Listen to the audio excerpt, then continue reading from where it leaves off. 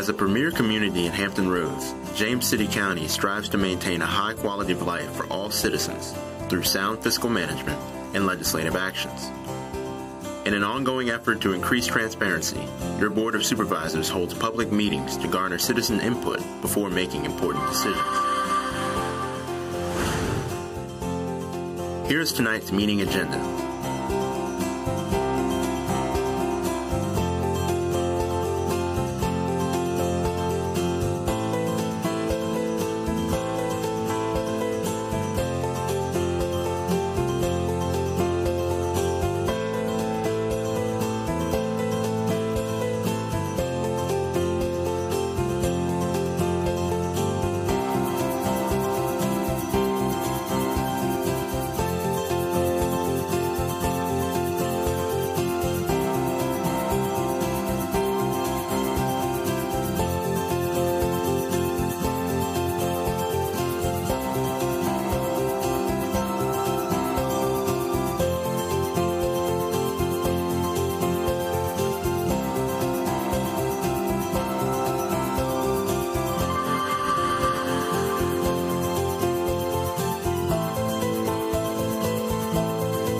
Stay tuned. The Board of Supervisors meeting will begin shortly.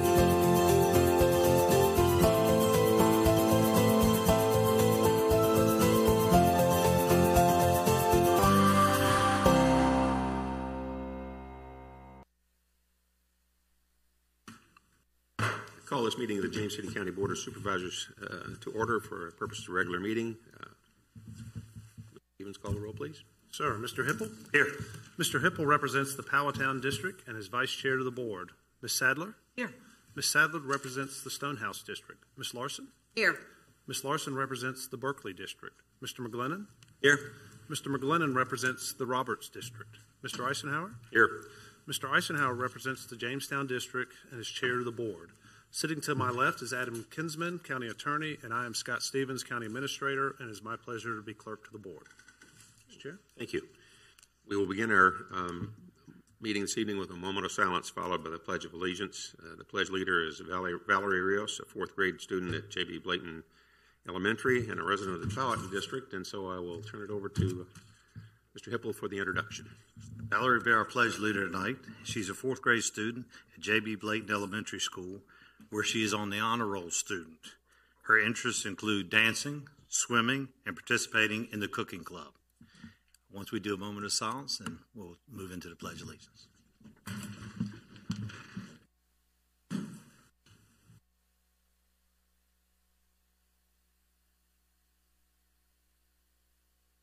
I pledge allegiance to the flag of the United States of America and to the republic for which it stands, one nation, under God, indivisible, with liberty and justice for all. Valerie, come forward.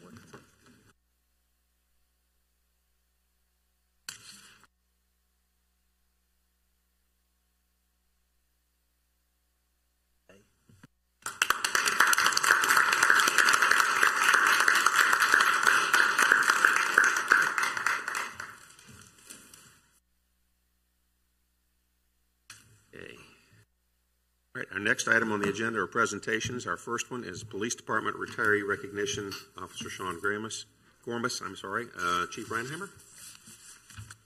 I have to stand up here. Come on, you cannot sit. Thank you, Mr. Chairman, board members, Mr. Stevens, Mr. Kinsman, Mr. Purse. It's certainly a pleasure to be here this evening and all the citizens that are here. We introduced our brand new officers, and now we're here also to recognize the officers that have retired. And I'm going to read a little bit about Sean and then just talk a little bit about him briefly. Senior Police Officer Sean Gormas has worked for the James City County Police Department for 31 years. His recent assignments included School Resource Officer, SWAT Team Operator, Instructor, and Marine Patrol Officer. In addition to those assignments, Sean has served as an Assistant Shift Supervisor in the Patrol Division, Patrol Officer, Investigator, and Bike Patrol Officer. Sean was instrumental in developing active shooter training both for patrol officers and tactical operators. As a school resource officer, Sean has also had extensive experience with the Williamsburg-James City County School Division, developing and implementing crisis plans and staff training. Sean was Towne Middle School resource officer for the past 10 years. He never meets a stranger and always displays the county values. He served as an advanced law enforcement rapid response training instructor for terrorism response tactics, active shooter level 1, level 2, exterior response to active shooter environments, civilian response to active shooter environments, and low light situations. Sean was a firearms instructor, SWAT training officer, ballistic shield instructor, Marine Patrol instructor, and less lethal instructor. In addition to being a classroom instructor, Sean has been responsible for developing training lesson plans and policy to coincide with training. He was a vital member of the following committees: the Hampton Roads Firearms Instructors Committee, Field Training Officer Program Restructure, Handgun Transition, Use of Force Policy Planning, SWAT Training, School Safety and Security, School Discipline, and School Crisis Planning. Sean also served 6 years in the Virginia Army National Guard. He's married to his loving wife, Dawn. Loving daughter wife. I tried to combine those words because she's so young. That's right. Good one. And he has a son, Patrick, and 2 daughters, Lauren and Alexis. And that's what I'm going to read. And just to talk about Sean briefly, I mentioned it already. He's a friend to everybody. If you ever met Sean Gormas, he is your friend. And you knew that from the minute you met him. That's his personality, and that's the kind of person he is. Listening to all the instructorships and all the things that he's done for this department, it's amazing. I don't know how you found time to do all of it, but you did. And I think Don can testify to the fact that it's probably with 14-hour days. But that's the kind of person Sean was. That was the work ethic that he had, and he had from day one till his last day. He's a great friend, a leader within the department. He has had a huge impact on James City County in a positive way. Just think of all the students who came through Towne Middle School in the past 10-plus years and the impact that he's had on those students. It's amazing if you think about it. And if you live anywhere above, say, Centerville Road, you know Sean Gormas. Everybody does. He's just a great guy. He's what we look for in a police officer. His personality and just the way he deals with people is absolutely amazing. So, Sean, you will be missed greatly, but I have no doubt that your legacy will continue long after you're gone. So thank you very much for your service. Thank you.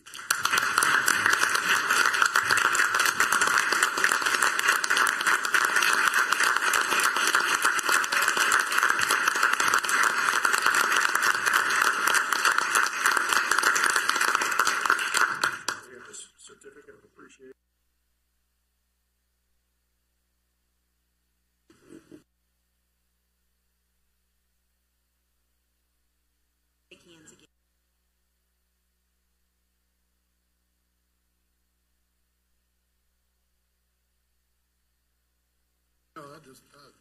Yeah, I'll say just a few words. I really appreciate everything this county's done for me. Now I'm going to get emotional. So 31 years, this county served me well. And, one of the things I told the chief when I went in to tell him I was retiring is I almost wish I was disgruntled because it would have made it easy to walk away. But I've been extremely happy with everything about the county, about the police department. I love my coworkers. I loved what I was doing. It was just time to move on. It made financial sense for my family.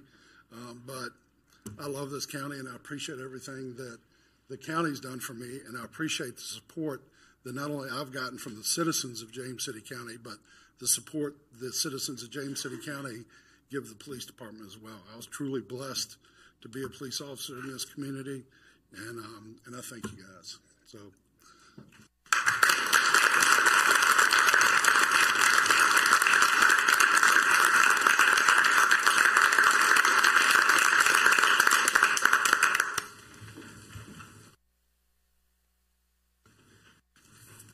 Our second presentation is from the Greater Peninsula Workforce Board, Mr. Bill Mann. Oh, okay. I'm not Bill Mann. We'll get to that point here. Mr. Eisenhower and members of the board, thank you for allowing us to come present today. My name is John Olson. I'm the chair for the Workforce Board, and that's Mr. Bill Mann. He'll speak in just a second here, so I appreciate that. So let's see here. Here we go.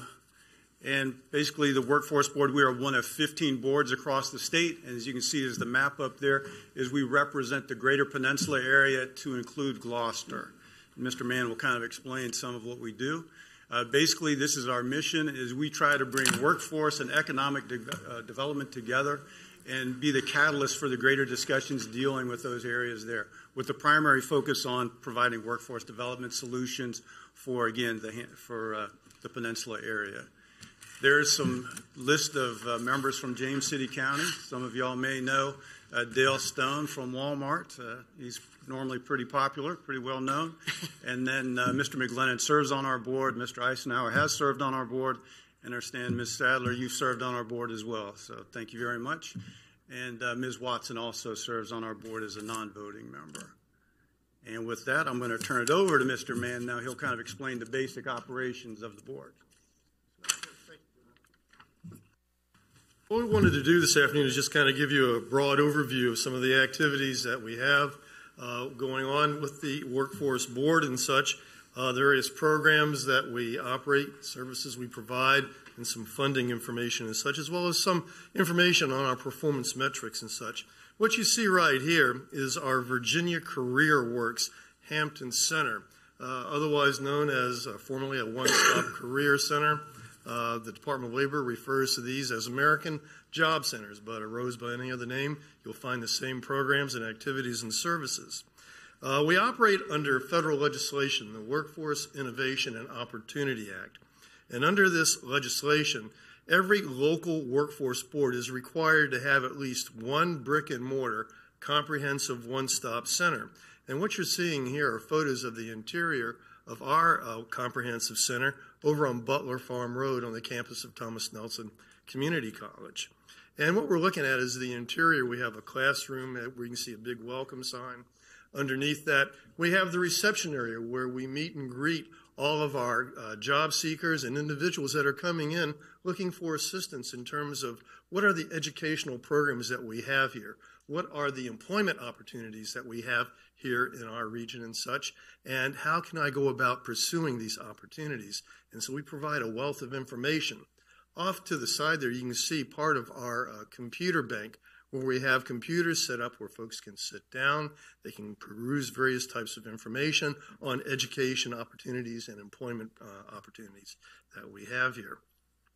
Essentially, our services are closely aligned with other community investments in education and strategic economic development. When you really look at this coin, on one side you have workforce development, the opposite side is economic development, and what we do goes hand in hand with our economic development partners here in the area. And so we're engaged in providing labor market information, assessment, employability planning, counseling, case management, academic and occupational skills training, supportive services, and placement assistance, and we do follow-up. We want to make sure that when someone comes through one of our programs, it's not a revolving door, that they're set on a really solid career pathway that's going to take them where they want to go in terms of their education and career goals and aspirations. And we're looking to place people in in-demand, upwardly mobile occupations. That's really critically important to us. In addition to what we have going on here at the Hampton Center, the board also funds an integrated youth service delivery system under a contract that we have with the New Horizons Regional Education Center. The New Horizons staff provide high-quality services for eligible in-school youth, those are folks ages 14 to 21, and then for out-of-school youth as well, ages 16 to 24. And their program includes career exploration and guidance, continued support for educational attainment, opportunity, again, for skills training in those in-demand industries and occupations. And what we're after is putting them on the path to good employment opportunities along a defined career pathway and or enrollment in post-secondary education. So we want to really help them map out their future as they go through our programs and move on to other opportunities. So our overall goal here is to improve career options for our region's workers by using the resources that we have available to support an integrated, job-driven workforce system that employs different strategies to help individuals move to where they want to be. And the end result is that we hope to support the development of a strong and vibrant regional economy where businesses thrive and where people want to work. We're really concerned about ensuring that our region has the workforce that we need for our businesses and industries to be successful in whatever part of the market they happen to be working on.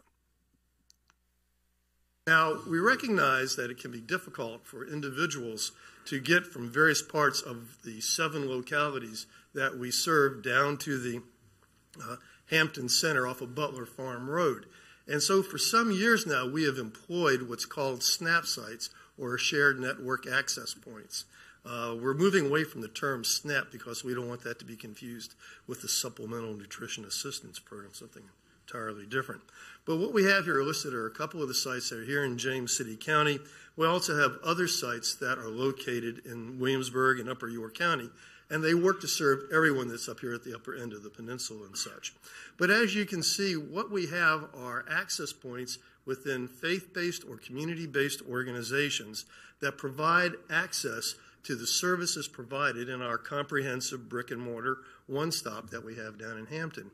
And so folks can come to any of these facilities and get a great deal of information about employment opportunities in this area, as well as educational programming, and then they can get the entire menu of services that we have available through our facilities down in Hampton.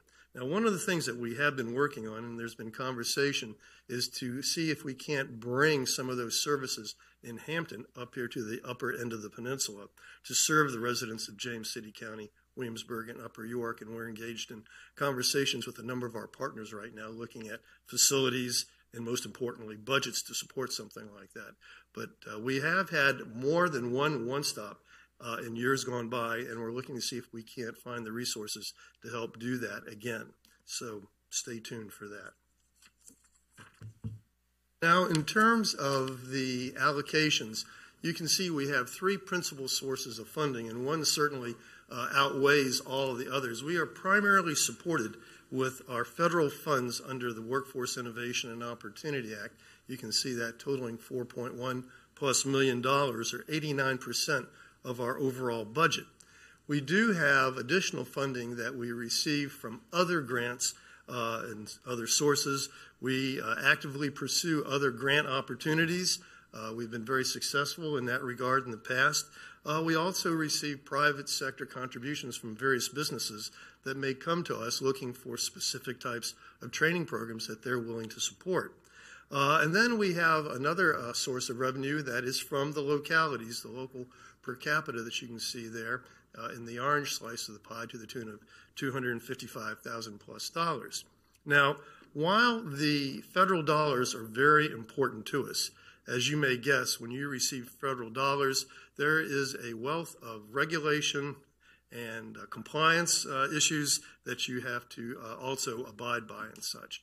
When we have additional dollars that are non-federal in source, it allows us to go beyond the target groups that are specified in the federal legislation and the programs that they allow us to fund to do other things. And so this other funding is very important to us. And so we're actively engaged in developing additional sources of funding that fall into that other category and such. And again, that being augmented by our local per capita is a very important part of our budget. Now, in terms of the breakout, as you can see, this particular pie chart shows you the 7 localities as well as the contributions that we received, James City County being in the green there at $28,306, or 11% of our overall local per capita funding. So that's a very important contribution for us. Now, to be a bit more specific, we have services for our businesses. We have services for job seekers, and you can see the list there, so I won't read that to you. What I would like to share with you, though, is the fact that we do have 2 customer groups, employers and job seekers, and we tend to view the employers as the consumers of our product being the trained and credentialed job seekers that those employers are looking to put to work. And so by knowing what the employer needs, we're able to inform the education, job training, and credentialing process of the people, the job seekers that we're working with. So that's very important. Now, in terms of services for businesses, our board took a very important step here this past September and entered into a resolution with Local Workforce Development Area 16, which is the Hampton Roads Workforce Council. And this resolution committed us, both boards, to working together with a single point of contact for our employers throughout the entire Hampton Roads region. Employers don't worry about geography or jurisdictional boundaries. They're looking for skilled, credentialed workers that'll help fill their needs in terms of their workforce. And so we have formed what's called the Southeastern Virginia Regional Workforce Collaborative. And the purpose of this is to provide a single approach through a collaborative or regional effort to meet the needs of the employers in Hampton Roads. So an employer wouldn't have to wonder, should I be talking to Bill Mann and his people on the peninsula, or should I be talking to his counterparts over in the Norfolk, Virginia Beach area? We have come together and we're working hand in glove to deliver these services that you see up here to all of our employers throughout the area and make it easier for them to access the assistance that we can provide with the funding that we have available. Now here gives you an idea of our participant numbers. This is from July the 1st of last year through January. We do operate on a program year basis, which runs from July the 1st through June 30th. And as you can see, we've highlighted the number of registrants as well as participants coming from James City County. And the difference with registration would be folks who have accessed our system, whereas the participants are folks who've actually enrolled in training that we've been able to make available and such. In addition to the numbers that you see up there, we also on an annual basis, in cooperation with the Virginia Peninsula Chamber of Commerce and the 6 school divisions in our area, operate a Youth Career Expo, where we bring together students from all 6 divisions to go through mock interviews. We have exhibits set up with businesses and industry providing information on what they're doing in their particular sector of the economy, what the employment opportunities are there and such. And it's really a great opportunity for our youth in this area to see the various educational programs and careers that they can access right here. One of the things we're concerned about is making sure that our youth know about these things so that when it comes time to decide, do I stay here on the peninsula or do I move somewhere else, they at least have the information they need to make a good decision, and hopefully that decision is to stay here and be part of our labor force. So these are some of the numbers that we work with through January. Well, those will be going up through the end of June for sure. Now, as I said earlier, when we work with the federal programs, we are very much bound by a variety of rules, regulations, and such, and to say we are performance-driven would be something of an understatement. As you can see in this particular slide, we have performance measures that apply to the 3 funding streams that we receive these federal dollars for: adults, dislocated workers, a dislocated worker being an individual who has lost their employment through no fault of their own, and the prospects of them going back into that career field are not good. And so they need to retrain for new careers and such. And then, of course, services for youth. And as you can see, they very much mirror one another depending upon which group that you're looking at. But we are concerned about employment, median earnings, and very concerned about the credentials. We want people walking away with stackable credentials that they can continue to build upon as they move down their career pathway. What you're seeing here, of course, are the measures. We have to negotiate standards or targets with the state of Virginia on an annual basis. That's what you see under the negotiated level column. And then what you see off to the right of that is our actual performance. This is for our most recently completed program year 2017. And then you can see the results that we achieved in that very last column off to the right, where we exceeded all of our targets with the exception of one, but we exceeded 80% of that target, so we were still deemed as being successful. And so we were very pleased. This is a track record that I'm very proud to say we've been able to put together for well over the past 20 years. So a lot of credit goes out to our staff and to all of the partner agencies that we work with, which includes our friends over at Department of Social Services here in James City County.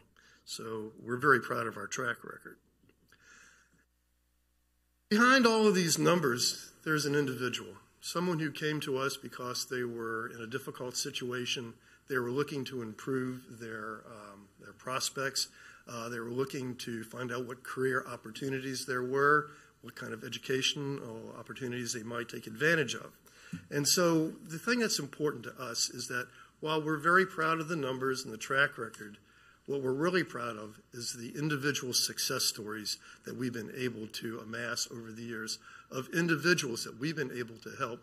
And this is one such case here that we chose. This is Mrs. Ludmila S. From Kazakhstan, worked there originally as an accountant.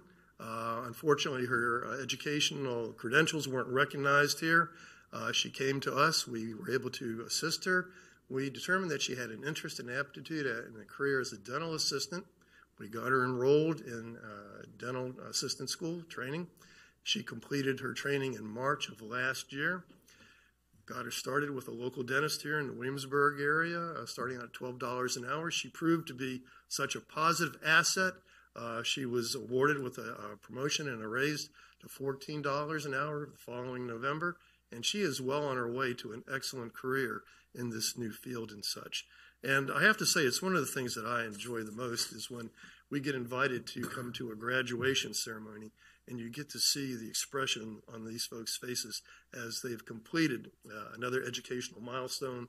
They've got a credential that's going to help open employment doors for them, and they are moving on with their lives and their careers. It makes you feel really good about what you're doing.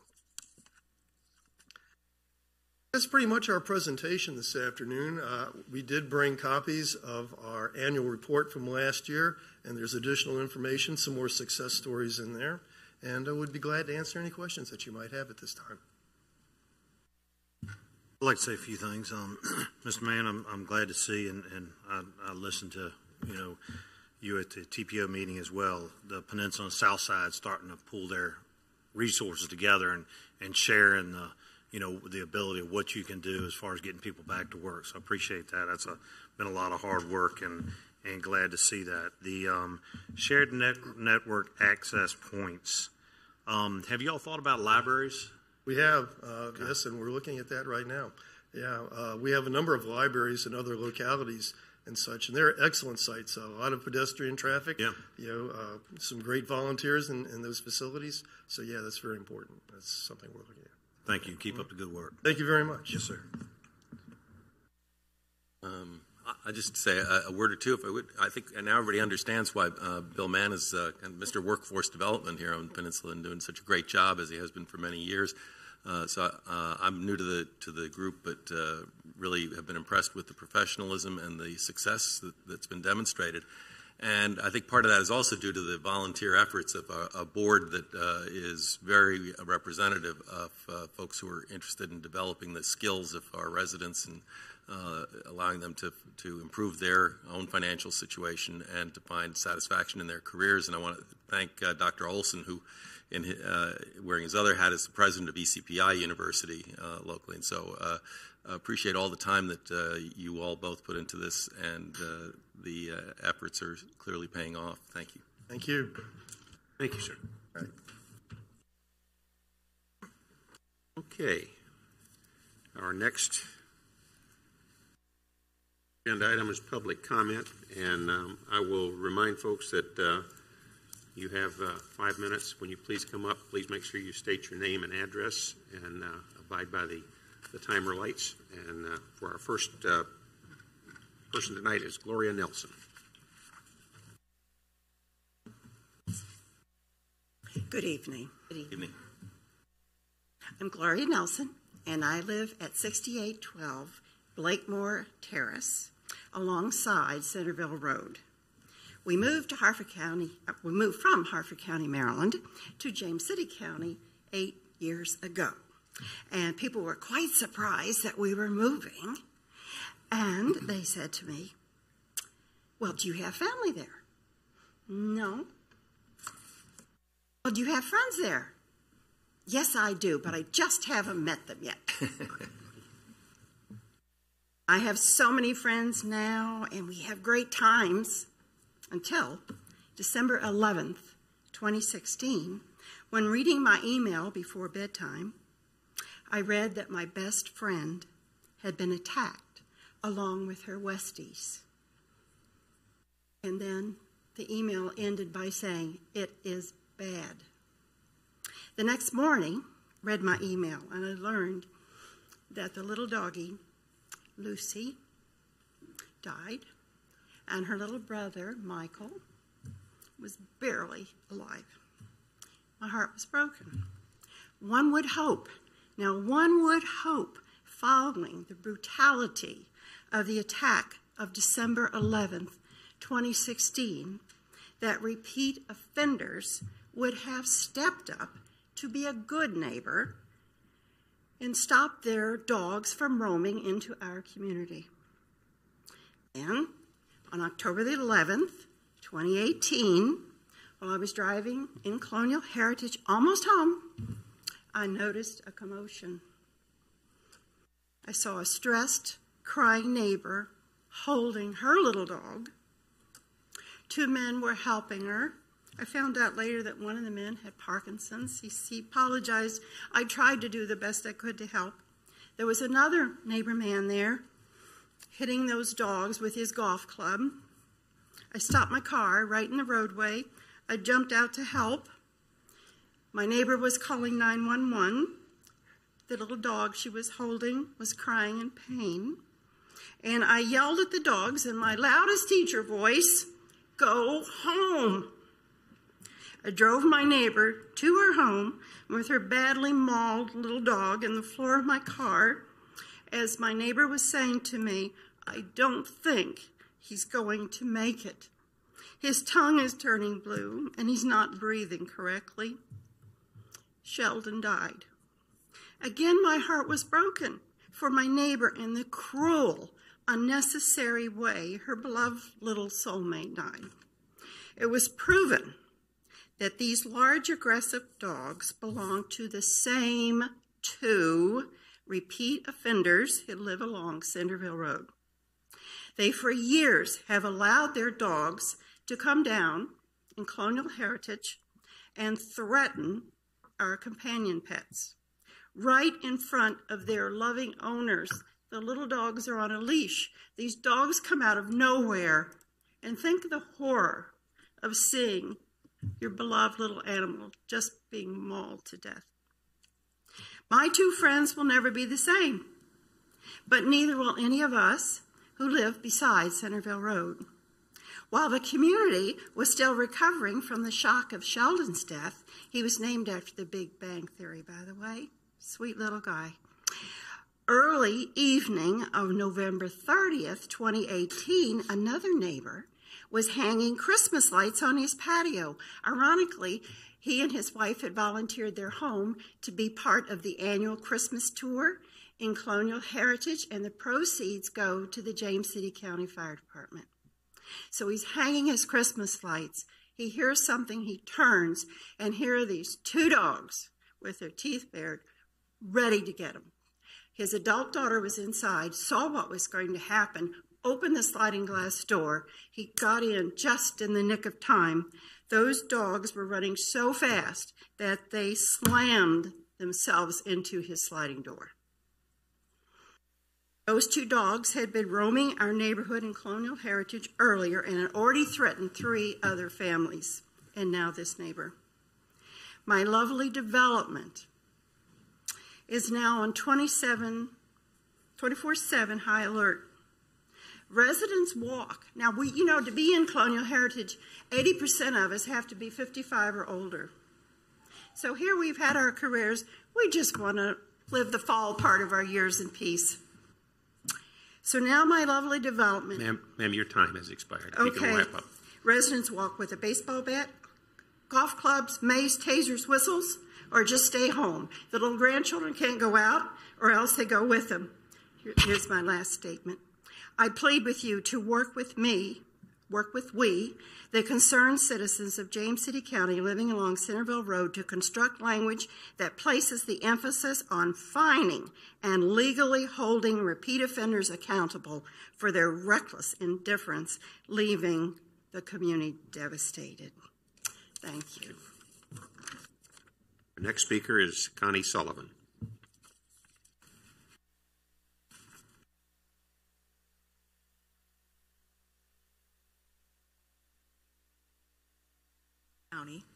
Afraid I might start coughing. Please let me know when my time begins. Your time will be up when the red light comes on up there, the little right there on top of the thing. You'll am I already have a yellow warning, and then the red is the end of the time. Okay. All right. Good evening, Mr. Stevens, Mr. Kinsman, members of the Board of Supervisors, and all others in attendance tonight. I am Connie Sullivan of 4214 Candleberry Way in Williamsburg, and I'm here to speak to you about preventing attacks by aggressive at-large dogs in our area. I do this as a member of the Ad Hoc Dog Safety Committee begun in January 2017 and growing since then toward a now statewide coalition. First, we want to thank you for the proactive steps you have taken in this regard since December of 2016. You hired extra staff in January 2017 to supplement the efforts of our lone animal control officer. You changed the outdated, unanimously, you changed the outdated leash laws for any residents in the perimeter of where we live along Centerville Road or in Colonial Heritage. And most recently, you have worked with us to support citizen efforts to try to add some new laws to the Virginia Code. We're waiting for one to be signed by the governor on March 26th. We are back to you this evening because we recognize and respect you as our allies in trying to make James City County a safe place for its burgeoning population and constant flow of tourists. The topic of my comments tonight have to do with enforcing Virginia Code for dog laws. Specifically, we would like to address the issues of the local animal control officers' observable difficulties in fulfilling some of the duties of the job. Late last year, after learning that a dog in our area who had already been declared dangerous, was again at large, fatally wounding a second dog, the 4 local representatives to the Virginia State Legislature questioned whether existing rules regarding dangerous dogs are being followed. Delegate Michael P. Mullen, 93rd District, is quoted as saying, "I'm wondering whether or not, in the circumstances that led to this particular incident, one of these 2 pre-existing requirements was not being met." He was referring to rigorous, proper containment or all of the things you need to do if the dog is declared dangerous if it is leashed. There's a series of things that need to be done. So, what might be the circumstances under which those stipulations would not be monitored and enforced by the animal control officer? Under Virginia Code, the animal control officer has the right to take dogs into custody following dog attacks when there has been injury or death of a companion animal. However, on December 11, 2016, the animal control officer took into custody only 2 of the 3 attacking dogs, despite an eyewitness account that the 3rd dog was an active participant in the attack. The victim's veterinarian recommended that the animal control officer complete a tooth impression on the 3rd dog to learn if bite marks on the fatally wounded dog and the 2nd dog that barely survived had come from that 3rd attack dog, the dog that had never been taken into custody. The animal control officer declined to do so. Then again, in November 2018, that same 3rd dog, never charged in 2016, was involved in threatening attacks on several James City County residents living near Centerville Road. How could it be that the animal control officer knew for several days who the aggressive dogs at large were on that November 30th night, and yet did not charge the repeat offenders on her own, but acted only after James City County residents questioned a county leadership panel about what was being done? In closing, what we seek is safety for our neighbors and our companion animals that has eluded us for years now. A part of that safety comes from the enforcement of the laws that already exist at the state and local level pertaining to dangerous dogs and animal control officers. But another layer of that safety comes from those in a position to do so, determining why laws are not being consistently and strictly enforced. Getting to the root causes is the action that we ask of you.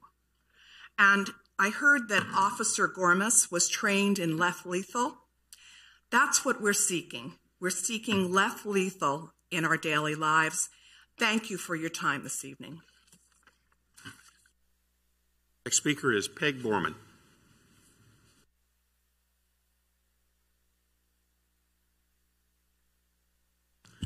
Good evening. Thank you, Mr. Eisenhower, members of the board, Mr. Kinsman, Mr. Stevens, and Mr. Purse.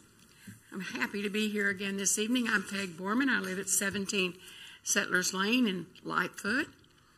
And I come again this evening to talk about reducing. You know, we made all these New Year's resolutions, and then by March they're probably gone. But I'm still talking about reducing. But I'm adding to that 3 more R's. We are producing too much trash, so I want to reduce that.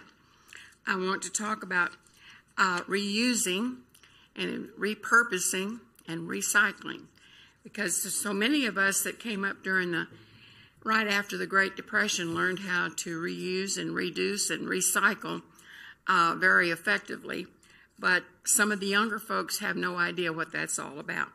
But the Pinterest and DIY sites gives them lots of information, and I hope that they will look at that and try to repurpose and be creative and reuse all the things that's going in the trash today. But now let's talk a little bit about recycling. We're all familiar with this process, but soon we're going to have to be educated about it. But for the time being, I'd like to ask everybody to really recycle properly. There's pizza boxes and trash and disposable diapers, and all of that goes into the recycling bin, and that destroys the entire truck, and that goes to the trash, and that doesn't do us any good at all when we contaminate a whole load. So if everybody would be a little better at their recycling, I'm sure that it will cost us less in the long run. So now we read in the last word all these people that talk about all the trash out there and all of the things that needs to be done. And I say, come join us.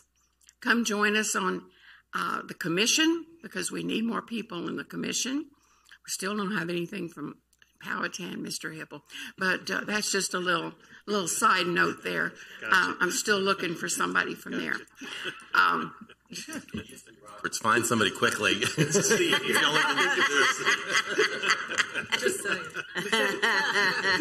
It's the end check. Because we do need the support for the entire board. But we are having our annual 41st spring cleanup on April the 13th. And I brought all kinds of information if you want to sign up for it. I ran out of the flyers that we had because they're such nice flyers. Everybody wants one, and so I have to go reproduce more. But April the 13th, we will be doing a spring cleanup, but you can go online to jamescitycountyva.gov and look at the spring cleanup. There's applications, or you can call me and I'll send one. My phone number is 757-565-0032. And I'll be glad to send out the applications for that. And so that if everybody would just get involved with this, we could clean this county up pretty quickly. I had 38 individuals and groups that I sent out letters to this year for the spring cleanup. But I'd like to invite each and all of you, anybody that's here tonight, anybody out in the audience, to come and join us. We're going to have a picnic at 4:30 that afternoon at Veterans Park, celebrating cleaning up the county. And so I'm not going to talk trash. I'm just going to talk cleanup, litter, all of that. Thank you for the time this evening. Thank you. Next speaker is Jay Everson.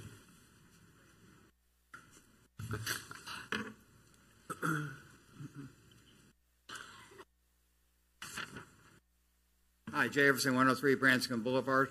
I'm not going to call you out, Michael. Represented by Ms. Larson. I know this coming Friday morning you're going to be meeting on some school, I assume, budget issues. I'm here tonight to talk about the CIP in particular. I sent you all packets on this. Several questions that I think you ought to raise with the school division is their enrollment projections. As I sent you, and I've said repeatedly, I'm very happy that we went to the low ones. Thank you, Mr. Eisenhower. And however, the low enrollment projections are still overshooting the number of kids that actually show up. And if you look at the map that I have provided to a whole bunch of people, you will notice that Colonial Heritage is 4 to 6% growth in student population. This is age restricted, as was pointed out. There are 5 kids coming out of there right now. So that's the first issue. We need to get the numbers. We need to have numbers that we can believe in that are based on where the population trends are going. Second, on the high school issue, if you look at the projections in the next 6 years, high school enrollment is actually going to be declining, which is interesting. Now, I know the school division will tell you that year to year, they're within 1%. They were again this year within 1%. But they also had a reduction in the number of kids who actually showed up. So that the issue about schools can all be summed up in Lafayette being downgraded to 3A in sports means that they're under-enrolled compared to the other schools. Redistricting is the issue, is the solution here to that problem. Now to the elementary schools. For the first time on their projections, they listed Bright Beginnings. There's 344 students in Bright Beginnings using currently 30 classrooms. Now, for an elementary school with 20 kids, 30 classrooms is 600. You have an elementary school being effectively being used by Bright Beginnings. Now, Bright Beginnings is a fine program. I'm not here to trash Bright Beginnings, but it is not an elementary school program. This is from 2-year-olds, some in diapers, to 4-year-olds, to pre-K. They have very different requirements in terms of staffing. Having been on the Williamsburg Community Child Care Center at the college on their board for a couple of years, I can tell you that the staffing is very different than it would be for an elementary school. I agree with the observation that you made, Dr. McClendon, at your joint meeting that we ought to have a center. A center. I believe that there should be either expansion of 3 or 4 existing elementary schools that are specifically designed for this population. Because if you build another elementary school, you're going to have $2.5 to $4 million tied up in fixed administrative overhead. That, by the way, that top-end figure is about what the budget for Bright Beginnings will be in your second year of your biennium, of $4.2 million. This money for administration would be much better spent in classrooms. And by putting these at existing elementary schools, such as Blayton or other places, I know Laurel Lane, it wouldn't work there where they have Bright Beginnings currently, you would be able to save the administrative overhead and provide a better quality educational experience for these children. The other factor here, I lost my train of thought. I can't believe it. But in any event, that is the questions I think you need to raise with the school board. Oh, I know where it was. I'm sorry. The school board people had indicated that these centers for 180 kids would cost about $4.5 million. 2 of these centers would be $9 million total, which would serve your existing population that you have of 344. Though the state numbers are a little higher because of part-time students, but the numbers they're using are 344. I encourage you not to approve the CIP for the $60+ million for this new construction. There are better alternatives educationally and fiscally going forward. I thank you very much for your 4 minutes and 48 seconds. Thank you. Okay, the next speaker is Sandra Curran.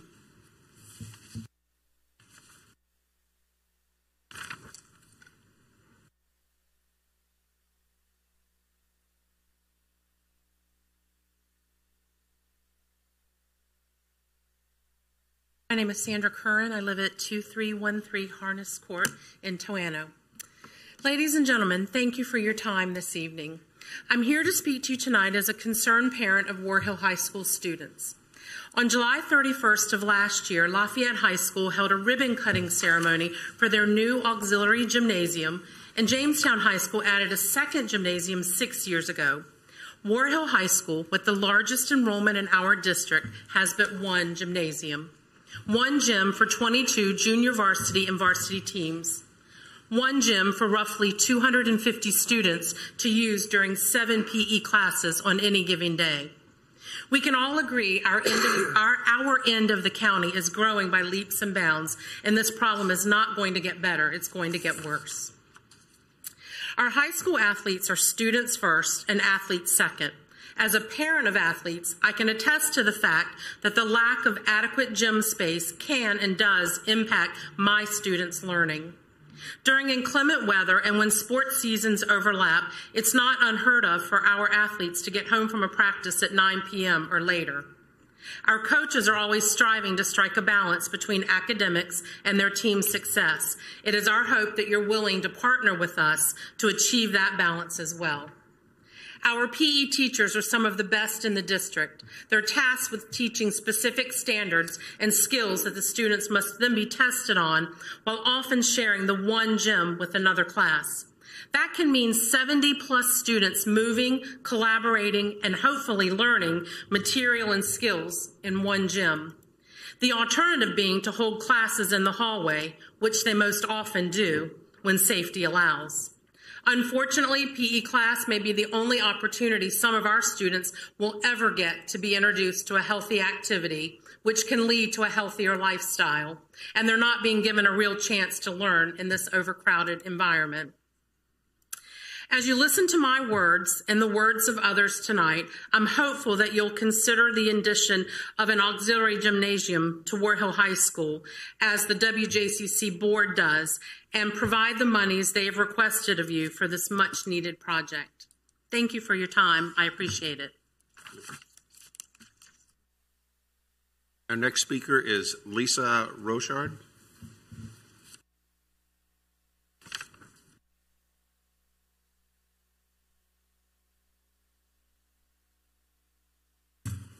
Hi, my address is 8409 Glisson Court. Thank you for your time this evening. We're here to talk about the inadequate space of War Hill High School's gymnasium. We feel it's our responsibility to bring this to your attention. We've already been to the school board, and they're in agreement with it. In order to have adequate classroom space and keep our extracurricular sports programs growing, a solution must be found to decompress both the educational space and the extracurricular athletic space at War Hill High School. This has become a significant issue and will only intensify as the students' counts continue to increase along with the population in Upper James City County. Health and physical education classes introduce healthy activity to our students, and in some cases, it's the only activity they get. Extracurricular activities, including sports, are essential to provide positive alternative options for spending afternoons, evenings, and weekends in a world that's increasingly becoming full of many negative options for our teenage population. In addition, extracurricular activities provide opportunities for personal growth, learning how to deal with others, learning how to accept defeat, and learning how to formulate personal plans to achieve success are just a few. It's essential we provide our children with opportunities to make them better human beings. It was unfortunate that the capital planning process did not include a means by which to have already placed the War Hill Auxiliary Gymnasium project on the capital improvement list. Fortunately, the attention has been brought to this project. The attention that we have brought to this project will allow, we hope will allow it to remain on the proposed school board budget. We believe that our case for the auxiliary gymnasium is compelling, and hopefully you also agree. I would also like to say, as a parent of War Hill High School students, I'm also the president of the Booster Club. I've been at that school at 6:30 in the morning, and there's students in the gym. I've been at that school at 9 o'clock at night, and there's students in that gym.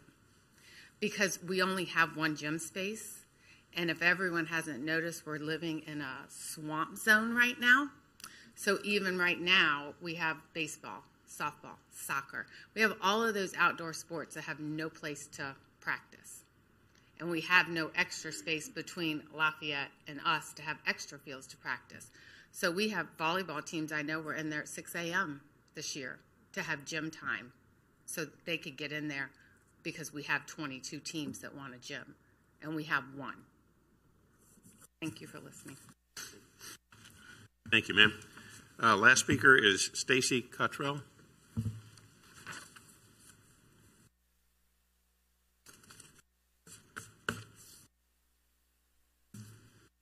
Thank you to the board. My name is Stacy Cottrell. I live at 3100 Hollow Oak Drive in Towne. I'm vice president of the War Hill High School Athletics Boosters, and I'm here to ask you to fully fund the school board's budget. You all have this piece of paper that I passed to Jason. So this is just one slide that I presented to the school board to make the case for War Hill getting an auxiliary gym. So it gives you guys the breakdown, and I'm not going to go over all of that. The reason for this request is so War Hill High School can get the desperately needed auxiliary gym that's in the school's budget. As many of you know, War Hill has the largest number of students, approximately 1,400, with 4A scheduled to go to 5A in the next year or two, so we're growing. The total gym space is 1,392 square feet. And we're the school with the smallest. The school with the smallest population is Lafayette with 1,200, and their school population is looking to be decreased, and they're looking possibly to leave 3A to be 2A. They have the largest total gym space out of all of the county. So the difference between War Hill and Lafayette at this point is 5,000 square feet more gym space.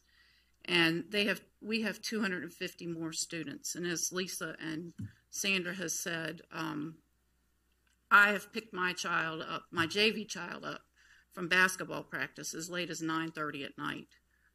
It's tough because they also have to do their homework. They come home on the bus, they eat dinner, and they're back at school. So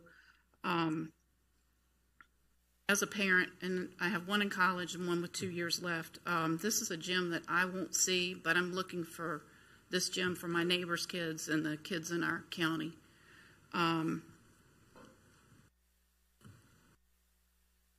That's all I have to say, and I appreciate y'all's time. Thank you for listening. Thank you, ma'am. Okay, that's all of our public comment this evening. Next item on the calendar is consent calendar. Tonight's consent calendar consists of minutes adoption, revising purchasing policy and procedures manual and PC card surplus, and number 3 is scattered site housing rehabilitation community development block grant application. And if no one wishes to pull an item for discussion, I'll look to the board for a motion to approve. Motion for approval. Mr. Stevens, call the roll. Mr. McGlennon? Aye. Ms. Larson? Aye. Mr. Hippel? Aye. Ms. Sadler? Mr. Eisenhower? Aye. Motion carries. Okay. Next, we move to public hearings. Our first public hearing this evening is SUP 18-0027, 121 Leisure Road, Luxterra Electric Incorporated. Mr. White. Very good. Thank you, Mr. Chair and members of the board. Mr. Cliff Martin has applied for an SUP to allow a contractor's office with equipment storage on behalf of Luxterra Electric. The parcel is located at 121 Leisure Road. The original owner had owned and operated this business since 1990. In order to bring the current operation into compliance, an SUP is required. Contractors' warehouses, sheds, and offices are especially permitted use in the A1 zoning district. The existing single-family dwelling on site is not part of the SUP and shall remain residential. Other existing structures on the property include a 2,600 square foot pole barn, a 2,800 square foot shop, and a 1,600 square foot office. Currently, the business employs about 9 employees, and its operating hours are from 6:30 a.m. to 6:30 p.m., Monday through Saturday. Surrounding properties contain single-family residential dwellings. The parcel across Leisure Lane is currently undeveloped, agricultural, and forested, but is designated as future economic opportunity uses. The site is designated rural lands on the 2009 comprehensive plan land use map, and staff finds that the proposed commercial use does not fully meet the rural land's descriptive language of certain uses, which require very low intensity settings relative to the site in which it will be located. Staff finds this use is slightly more intense than the surrounding properties. However, with the proposed SUP conditions, staff finds that it is unlikely that the proposed operation, particularly with the parking of vehicles and storage of electrical contracting equipment located behind the residence, would visually impact either the right-of-way or adjacent properties. Therefore, staff finds the proposal to be compatible with the comprehensive plan, the zoning ordinance, and surrounding development. Staff recommends that the James City County Board of Supervisors approve this application subject to the conditions listed in the staff report. And I'll be happy to answer any questions you may have at this time. We also have Mr. Martin here tonight. He's the owner, and he can answer any other questions.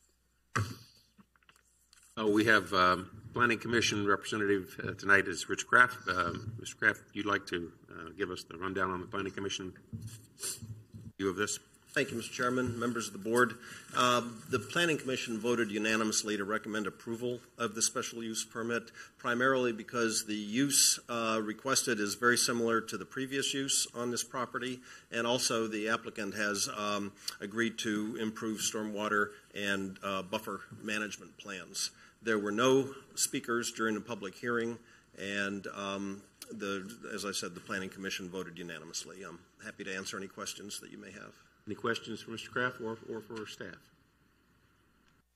I'll just take a minute, if I can, to ask staff to walk through for a minute the process here, because this is an unusual case, and just so the public's aware of the fact that there's really not a proposal to do something different on this site. This is a business that's been operating for 30 years, but unfortunately opened without having gotten the required SUP.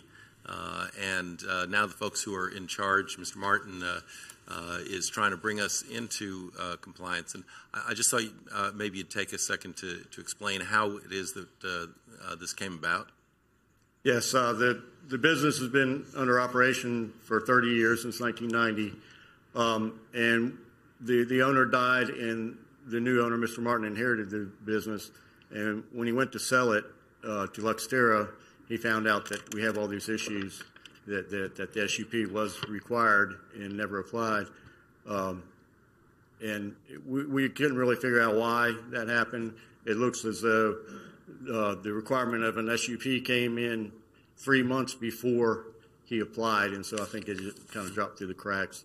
But regardless, it's required now, and Mr. Martin wants to bring it into compliance because he sold the property to Luxterra, and he didn't feel right about selling the property. It has all these loose ends that need to be tied up. So he's been very proactive with us. He's already gone ahead and had the land surveyed, the first step to the site plan that will be required. And so we've already started working through some of the issues that we'll be reviewing under the site plan.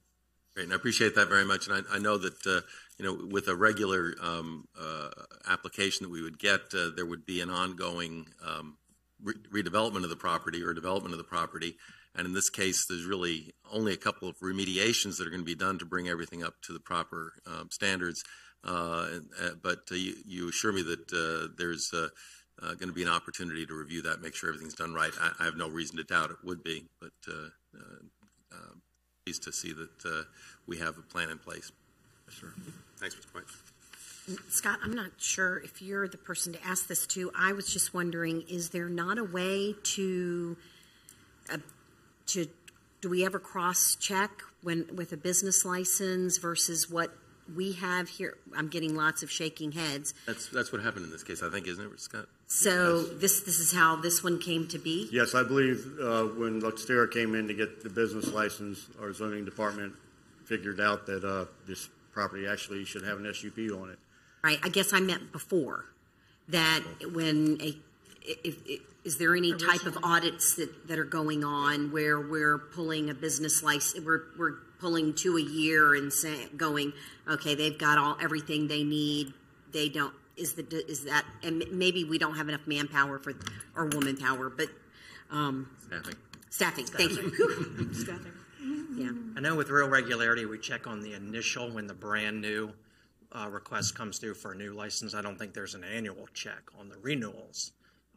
And so I think that's why, because this one had been under that constant ownership and that same business for 30 years, it never popped back up on anybody's radar. And folks just weren't quite sure what approvals they needed, and things got built and constructed. So like I say, this time when the new owner who's moving locations and wants to move to this site, when that transfer request, that's when it got picked up. And like I said, the new owner's been great and developing strategies to help them bring all this into compliance.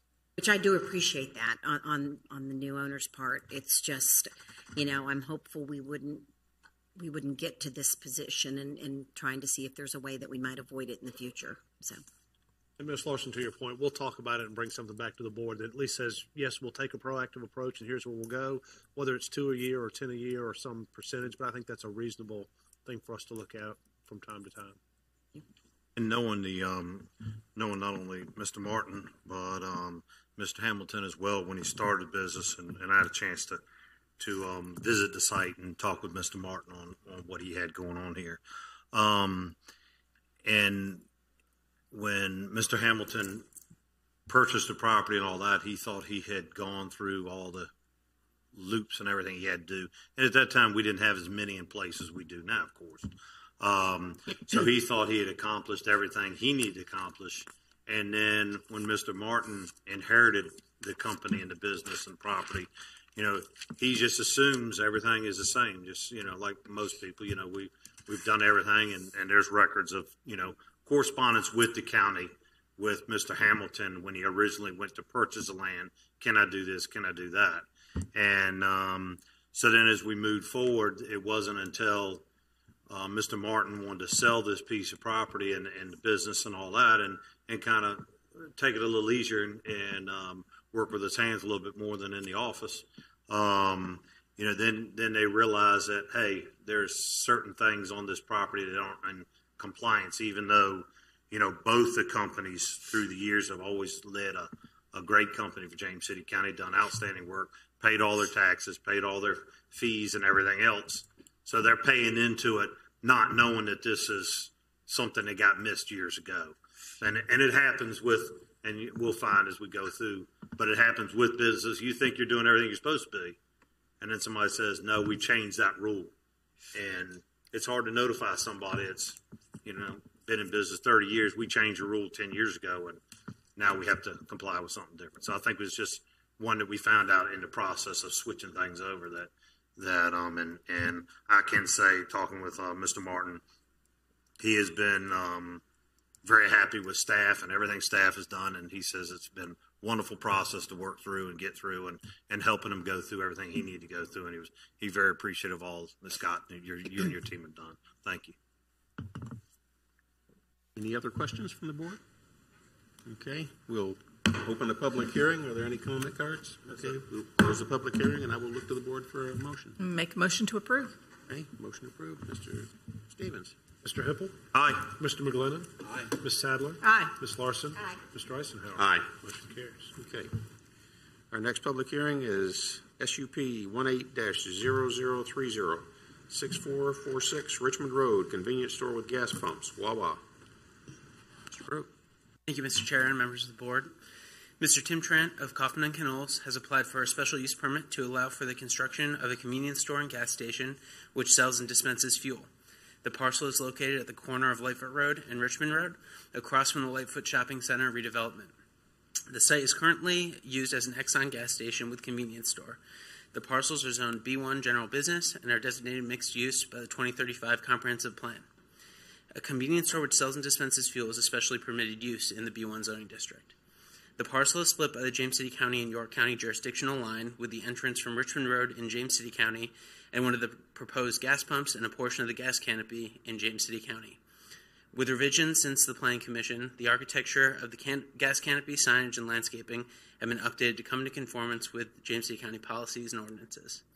Staff recommends that the Board of Supervisors approve this application with the conditions listed in attachment number 1, and I'm happy to answer any questions you may have. The applicant is also available. Thank you. Any questions? I have one. Just Just to make sure that I'm understanding, would you consider this a revitalization of that corner there? They are redeveloping the site. That's correct. Thank you. Okay. And Mr. Kraft. Evening, Mr. Chairman, members of the board. The Planning Commission, when we heard the original application, as you heard from Mr. Brook, it's been changed a bit, but when we heard the original application, we voted 5-2 to recommend denial. Those in favor of the application cited the significant aesthetic improvement to that intersection over the current use, as well as the increased financial revenue and the elimination of one of the two Richmond Road entrances onto the property. The largest areas of concern, however, was traffic. And with the proposed Wawa, the estimate was that there would be approximately 1,000 additional vehicle trips into that site within a 24-hour period. Other concerns included the proximity to the railroad crossing, that if the trains were coming through, the traffic could back up significantly. Elimination of the left turn from Lightfoot Road heading north into the facility would increase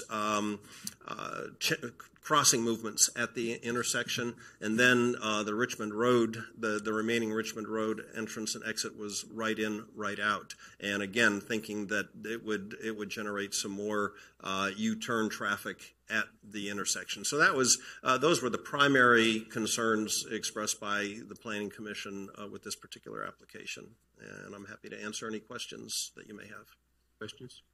Just to make sure I understand entirely, so you're suggesting the Planning Commission would not feel that the changes that have occurred since their meeting resolve the difficulties or the reasons that they opposed it?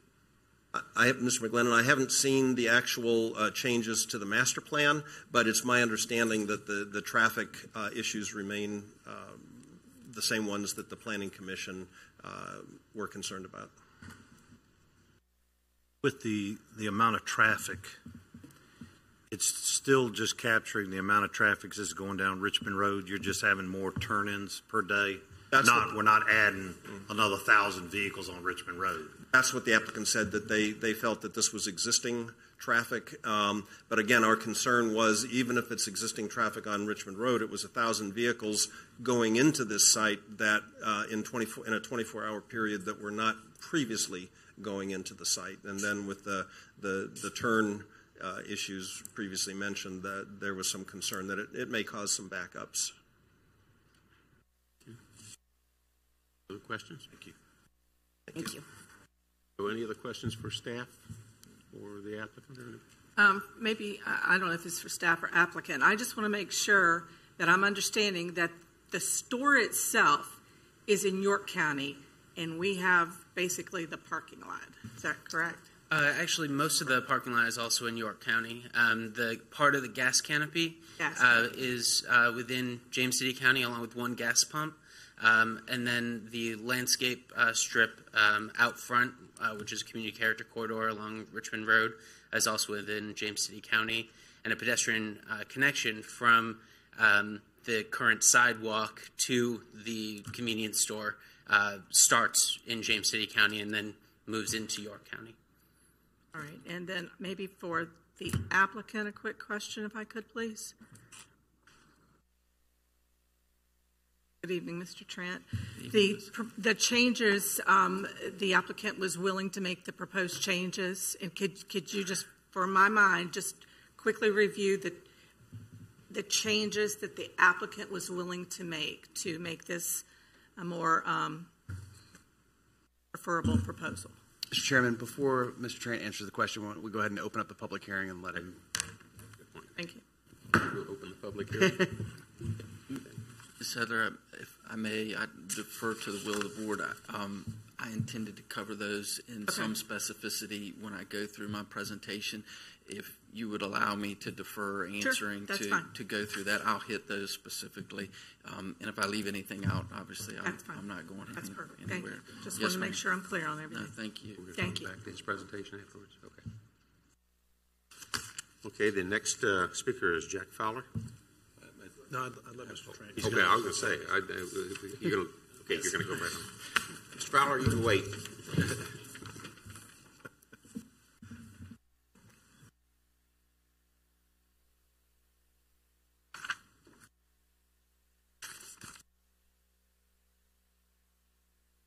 Good evening, Mr. Chairman, members of the board. My name is Tim Trant, an attorney with the law firm of Kaufman and Knowles. It's my privilege to be here tonight on behalf of this application. Just a brief introduction of the parties. Doswell Ventures is the owner of the property. It's a Woodfin Oil affiliate.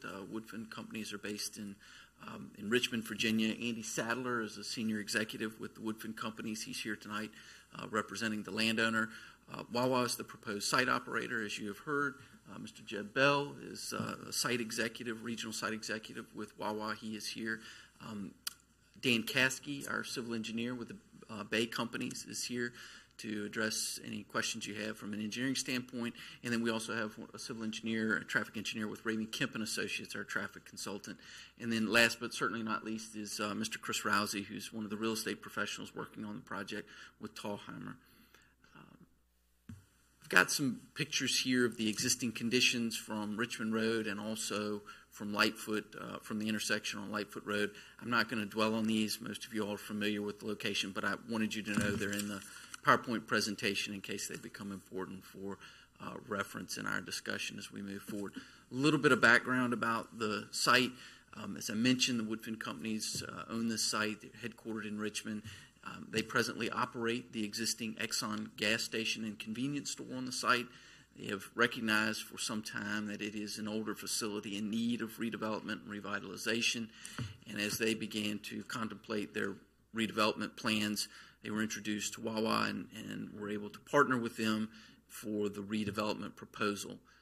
And then just a brief bit of background about Wawa. Most of you will know Wawa from the user experience. It's quite unique. Generally represents a high-quality aesthetic, well appointed architecturally, well landscaped, it's well lit, well maintained, clean facility. The stores are well appointed with fresh and prepared foods. And you should know that there is a corporate culture that's quite unique as well behind the user experience, which is responsible for that unique experience in a Wawa facility. First, it's a family-owned business with 200 years of history. Interestingly enough, they started out as an iron foundry, evolved into dairy farming in Pennsylvania, and then opened from their dairy farming operation their first food market, which is the predecessor to their convenience store model in 1964. They have grown to over 800 stores and 30,000 employees. Each store represents, on average, an employment base of about 30 to 40 new jobs. Those jobs offer full benefits and tuition reimbursement. And probably the most unique feature of the Wawa employment model and the Wawa corporate model is that about 40% of Wawa is owned by its employees through a stock ownership program. Each store, which contributes to the aesthetic that we see and experience when we're visiting the stores, constitutes on average about a $5 million construction investment, which is pretty significant given the size of these sites. They pride themselves in being a community partner, involved in the chambers of commerce and supporting civic organizations, offering surcharge-free ATMs and charity change collection. This is the conceptual site plan, which shows some of the pre-conditions, the existing conditions, the pre-development, redevelopment conditions, and the post-redevelopment conditions sort of outlined between James City County and York County. This is the landscape plan that does something similar. I have included a color-rendered version of the entire site plan, which does a better job sort of illuminating the site and what it looks like in its entirety. These are the architectural elevations, which are in your packet, and then the revised elevations for the fuel canopy. And I'll go back and address specifically Ms. Sadler's question. So there are a number of changes that are represented in this plan and these elevations subsequent to the Planning Commission meeting.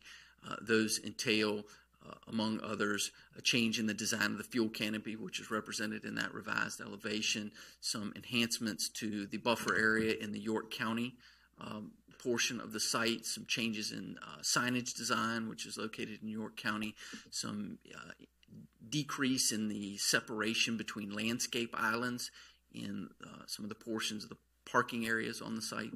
And those constitute, I think, the bulk of the changes that were made. And I will tell you candidly, I sort of take responsibility for not being more proactive in addressing James City County's concerns and getting the full endorsement of staff prior to the Planning Commission.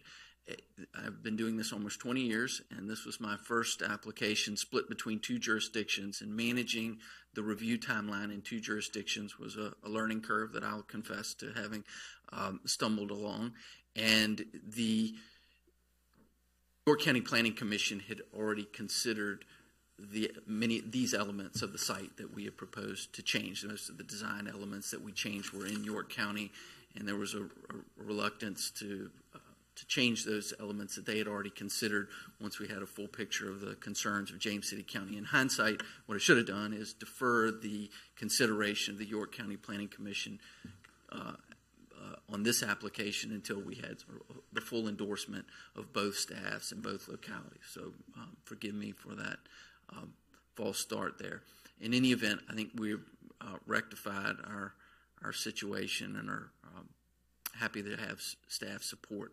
The one request that we have made, and we've made to the Planning Commission and also highlighted for staff, is we're in complete agreement with all of the conditions that staff has proposed, except one, the regional bikeways plan, and maybe I'll skip back to this and look at the plan. The regional bikeways plan proposes a shoulder bike lane along Richmond Road. Now, there is a dedicated turn lane along Richmond Road in this vicinity, and then the westbound through lane would be, one of the westbound through lanes would be here. The shoulder bike lane is typically designed to be located between the dedicated turn lane and the through lane. So there would be a bike lanes created in between this through lane and the dedicated turn lane. Our concern from a site design, safety, and usability standpoint is that there will be a significant number of turning movements moving from this through lane into this dedicated turn lane, coming into our site, going into the adjacent Hardy site. And that weave or merge movement, if you will, presents safety concerns for the shoulder bike lane design and the bicyclists that might be traveling along that. We believe that a better design at a busy intersection like this is a 10-foot multi-use path, which we've proposed to extend all the way back to the railroad tracks on Lightfoot Road in the interior to our site, and then along the Richmond Road frontage connecting over to the adjacent site. We just feel like that's a better design from a safety and just usability standpoint, that it will receive better usage in that configuration. So our humble request is that Condition 5, if the board is inclined to support the application, that Condition 5 be revised to be as it's addressed in the handout, which would be to reflect the deviation from the regional bikeways plan to permit on this site a 10-foot multi-use path in lieu of that shoulder bike lane.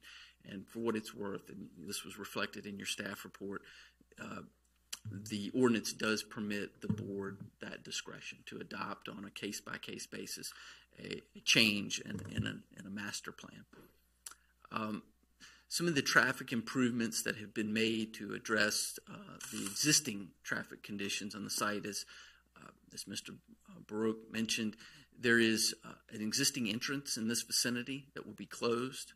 This will be the only Richmond Road entrance, moves it further away from the intersection, presents a substantial safety and traffic control change. It allows for turning movements into this site to enter into a deceleration and turn lane in front of the site, provides substantial movement opportunity for that.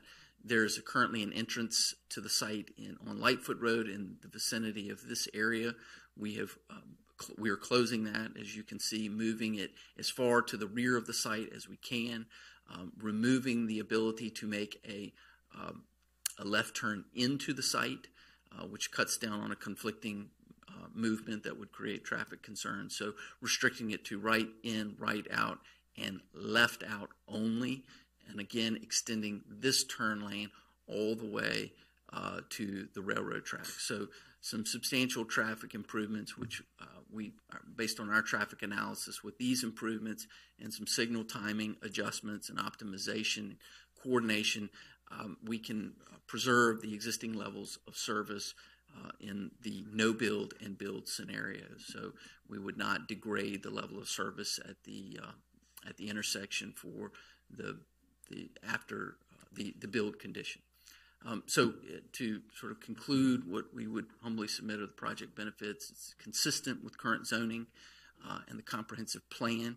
It is consistent with the current use of the site and represents a substantial improvement in the aesthetics of the corridor and enhancement of the character of the corridor, something commensurate with what we've seen happen across the way in our Modification project, and what we hope will represent sort of a domino effect along Richmond Road. And there are improved traffic and pedestrian planning as a result of the changes that would come from this redevelopment. With that, I'd be happy to answer any questions that you have.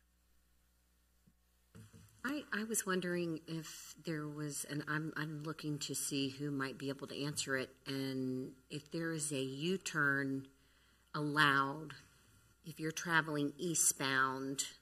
Can you do a U-turn to westbound? Thank you. Thank you, Mr. Holt, for shaking your head. Yes. Okay. Thank you. All right, if you're traveling towards town. Yeah. Thank you. Is that something? I'm sorry, Mr. Tran. I'll wait my turn until I see if others have questions for you. Mr. Tran, I just one point of information that you provided me the other day. I asked the question about how, in a situation where this enterprise would be located across two jurisdictions, that sales tax revenues would be allocated. And if you'd like, go ahead and explain that.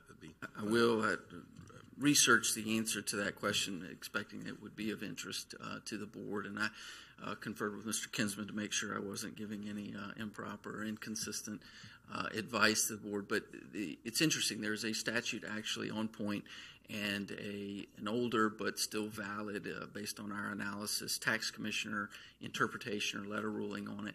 It says whenever a facility has its place of business located in more than one jurisdiction, the sales and use tax revenue, the 1% that comes back to the locality, is split evenly among the jurisdictions in which that place of business is located, whether it's two or more. In this case, it's just two, and it's York County. The tax commissioner's ruling was interesting. That leaves open, well, what is the place of business? I have heard sort of casually over the years, well, it's wherever the cash register is located. In fact, that is not true. While the cash register will clearly be in York County, as you can see from the site plan, that doesn't dictate the split of the revenue. The tax commissioner's ruling determined that the place of business includes ancillary uses. It's not just the main operating facility of the cash register. It also includes parking, storage, and other elements of the business operations. As you can see in this site plan, we will have one fuel island and multiple areas of our site and our place of business located in James City County. And the result of that means that the sales and use tax revenue that comes back to the localities is split evenly. The other element of the tax commissioner's ruling was that it is not, it's regardless of the proportionality. So even if you have 60% or 90% of the place of business located in one locality, or the business activity in one locality, it is not, that does not drive the split. It is evenly regardless of the proportionality of the business activity or site area.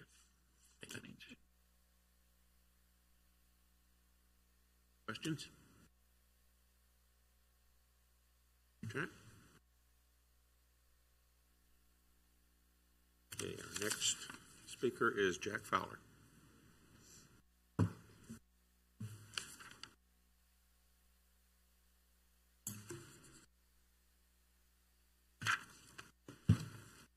Evening, ladies and gentlemen. Jack Fowler, 109 Wilderness Lane. Lightfoot Road. There's a better name for that, a light and walk by foot, because you're not going to drive down through there. We all know that. The traffic is a nightmare, part of it because it's not enough lane, part of it because of a train that goes through there umpteen times a day. The York County Board is a long ways away from where Lightfoot Road is. They're looking at Coleman Bridge. How often do they come and look to see what's going on in the area that will affect James City County? What will we reap from that store going there, from going from 1,000 to 2,000 trips? Behind it, there's 4 more projects being built with almost 1,000 houses, condominiums, some with housing above stores that are going to be built. Approximately 1,000. We just added 1,000 in James City County. With the money that's been generated and lined the pockets of York County, if they want to keep expanding, and it's their right to do so, do something that will help us to benefit them, us, as they're being benefited in the same way. I had no problem with that store being there, but I have a big problem with the extra traffic and the concern with the traffic that's being generated because of it and the other things that are being built there. And what's being built there is not the end of it. They got phase 1, that's the back. They're going to build in front of it. They're going to build in front. Then there's going to be businesses there. So can we afford to absorb all the traffic and the headaches that we already have, plus theirs, and what do we get back for it? Nothing but a lot more trouble, a lot more headaches. And that's what I wanted to say. Thank you. Thank you, Mr. Fowler. Okay. That's the last speaker. Close the public hearing. Up to the board for discussion. All right, I'll start off if it's okay. I remember when that site had a big white house on it. And in fact, across the street was nothing more than a cornfield. And I watched all the Lightfoot grow. And in fact, when it started growing, it was called the Golden Mile, the Lightfoot area. So I guess it's coming back to that. Exxon was built there. We need that station and all. And it really worked out well while it was there and giving us fuel and all that in the upper end of the county. I think it's seen better days. And you can tell by the flow of traffic in and out. I think it's almost like the old outlet mall. We need to look at it after a while and repurpose the land. We're not taking new land. We're taking old land and redeveloping it into something that's a little bit better. The 1,000 vehicles a day, I can understand where some people will be concerned about that, but it's what I'm looking at it is 1,000 vehicles turning in there a day. I wish they were turning to my place a day. So I'm glad that if it is a business there, that they're getting a good return on their business and they can be in James City County for a long time. The turn lanes in Lightfoot Road, I'm glad to see that you've changed some of the things in there because that's tough. As it sits right now, it's very tough to get in and out of there. Everybody turning left can't get in and out of there. We push that down further. That's going to alleviate a lot of that problem. Adding that extra turn lane, adding that distance to the railroad tracks is also going to give us more maneuverability in that area. And I travel that all the time, so I know that area very well. I do like the condition of number 5 only because it puts our bikes off the road a little bit further and not in between those turn lanes. When I see that, I'm always worried somebody may pull up beside me on a bike and not know they're there and accidentally move over onto them, not realizing that they've slipped into that little spot there. So, I do like the fact that if we can get that bike lane on the property further and utilize that as a multi-purpose lane, I do like that better than having a bike lane in between a turn lane and a multi-purpose lane. And I've always noticed that I think Wawa does a great business. I've noticed every time they build somewhere, the other businesses around there either cause their business to spruce them up a little bit or cause them to want to build something better in their spot. So it's kind of a, it's really nice. You see it on the other end of the county and how that area came along since Wawa built and what they've done and how that whole area down there has come along daily. I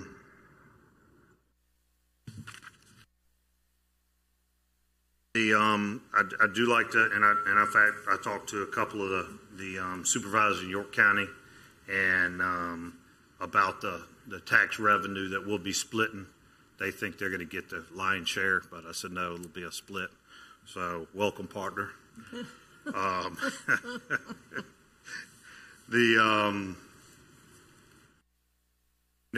think it's going to be a good project for our area. I think it's going to do something for Lightfoot. I've been watching Exxon, like I say, they're a great company, but I've been watching that they're getting less and less traffic in and out of there. And I'm by there every single day. I know what goes on in that area, and it's progress. I'm so happy what we did with the outlet mall across the street, and how far that's come, and how much better that looks than allowing that building and business to eventually collapse on itself. So now we've got, that in turn in the community is working real well. So I'm inclined to support this proposal tonight with condition number 5. Thank you. The question that I had was about if there is a U-turn allowed at that light, if that does start to cause issues, is that something that VDOT would go back out and take a look at, or, how would we go about? I'll take a stab at it, and Paul can correct me if he feels differently, but I think VDOT would evaluate intersections as they go forward in time, and if problems develop and they see a need to restrict a U-turn movement, then I think that would be their process. And I think they would do that at any existing intersection across our community became problematic and we raised concerns with traffic safety or accidents. So the short answer is yes. I think if there problems were created there in the future, they would reevaluate it and possibly restrict U-turns. I'm just thinking with the increased amount of usage that is expected, that could become an issue. And U-turns or longer protected cycles or those kinds of things with signaling. It may be that the signal becomes a protected turn, may be protected today, but the signal system may be the first change you would make in terms of allowing a safer turning movement and U-turns as well versus a free-flowing kind of operation at some intersections. Okay. Thank you. So I would agree with Mr. Heppel's comments that I will be supportive of this with the proposed revision to Condition 5. I appreciate that you're taking bicyclists into consideration. I think that is I had wondered how that was going to play into that. So I appreciate that.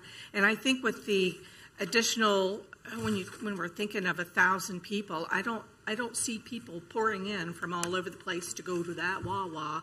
I think it's going to be existing people that are already here that are just going to be using that as a place to go. So I appreciate all the changes that were made. I appreciate the consideration of York County. And I think that's all I have. Thank you. I did have the opportunity to talk to Mr. Tran a little bit about this proposal, and I also appreciate the concerns expressed by the Planning Commission, and understand their concern about traffic, and especially with the additional development that's going to occur in that area, mostly in York County, with the addition of the apartments and other office space that's going to be available there. But I do think that this particular piece of property is in need of redevelopment. It is past its useful life and its current status, and whatever is going to be there is probably going to have a fairly intensive use just because of the value of that land. It's going to have a fairly high level of activity.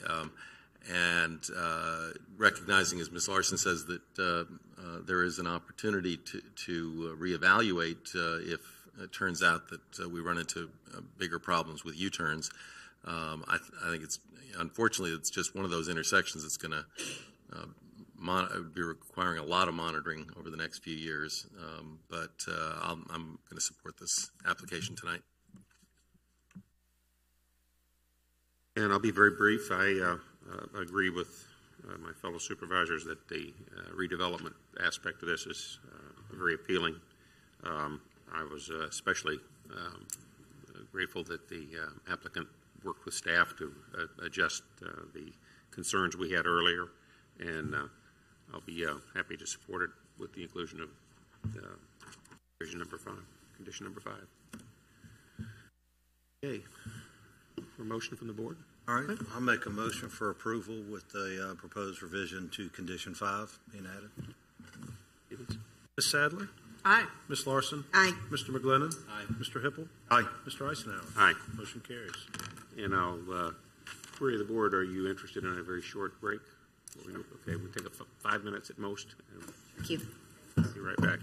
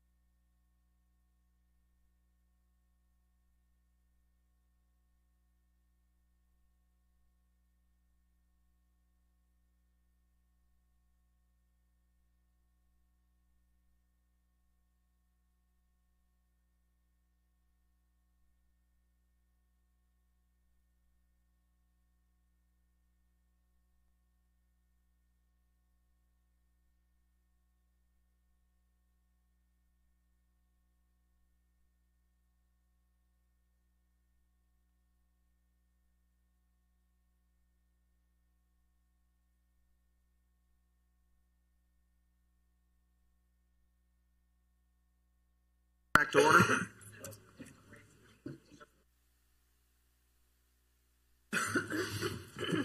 Okay, next public hearing is SUP 18-0031, 115 Constance Lane, Detached Accessory Apartment. Haynes, and by the way, this is number 3 out of 10, so we're going to pick up the pace. Thank you, Mr. Chair, members of the board. Ms. Kristen Baum of Guernsey Tingle has applied on behalf of homeowners Mr. and Mrs. Doug and Barbara Burris for a special use permit to allow a detached accessory apartment to be constructed within a new detached accessory structure at 115 Constance Avenue. The property is zoned R8, rural residential, is designated low-density residential in the comprehensive plan, and is inside the PSA.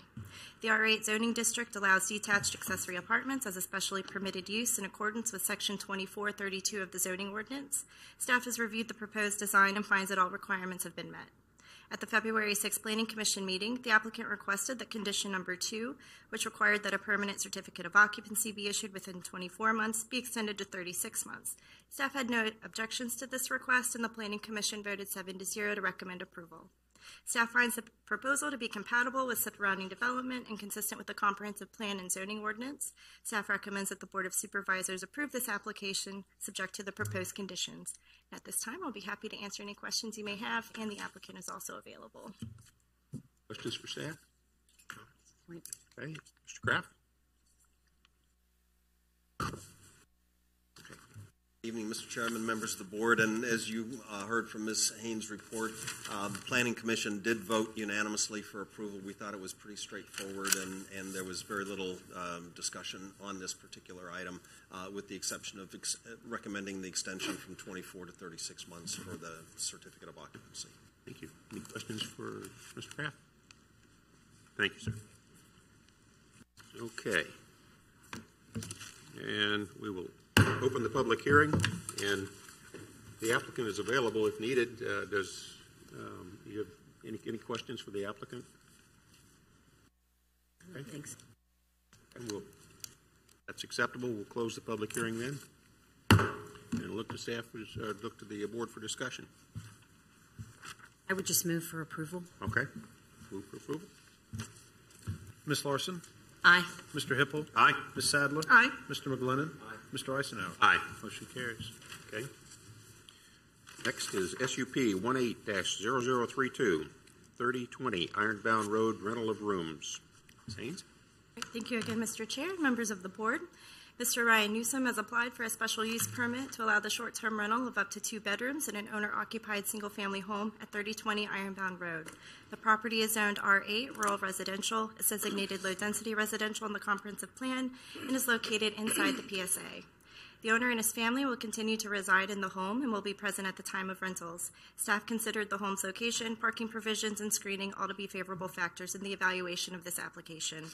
The property is located near 2 tourist homes that were approved in 2018 by the Board of Supervisors. Staff notes that unlike the tourist home use, the rental of rooms limits rentals to a maximum of 3 bedrooms and requires the homeowners to continue residing at the property during the time of rental. At its February 6 meeting, the Planning Commission voted 7-0 to recommend approval of the application subject to the proposed conditions. Staff finds the proposal to be compatible with the comprehensive plan, zoning ordinance, and surrounding development, and recommends that the Board of Supervisors approve this application subject to the proposed conditions. At this time, I'll be happy to answer any questions you may have, and the applicant is also available. So if I could just ask a question. In the staff report, it indicated that the applicant was possibly thinking about the alternative of creating an accessory apartment, which is by right in this situation?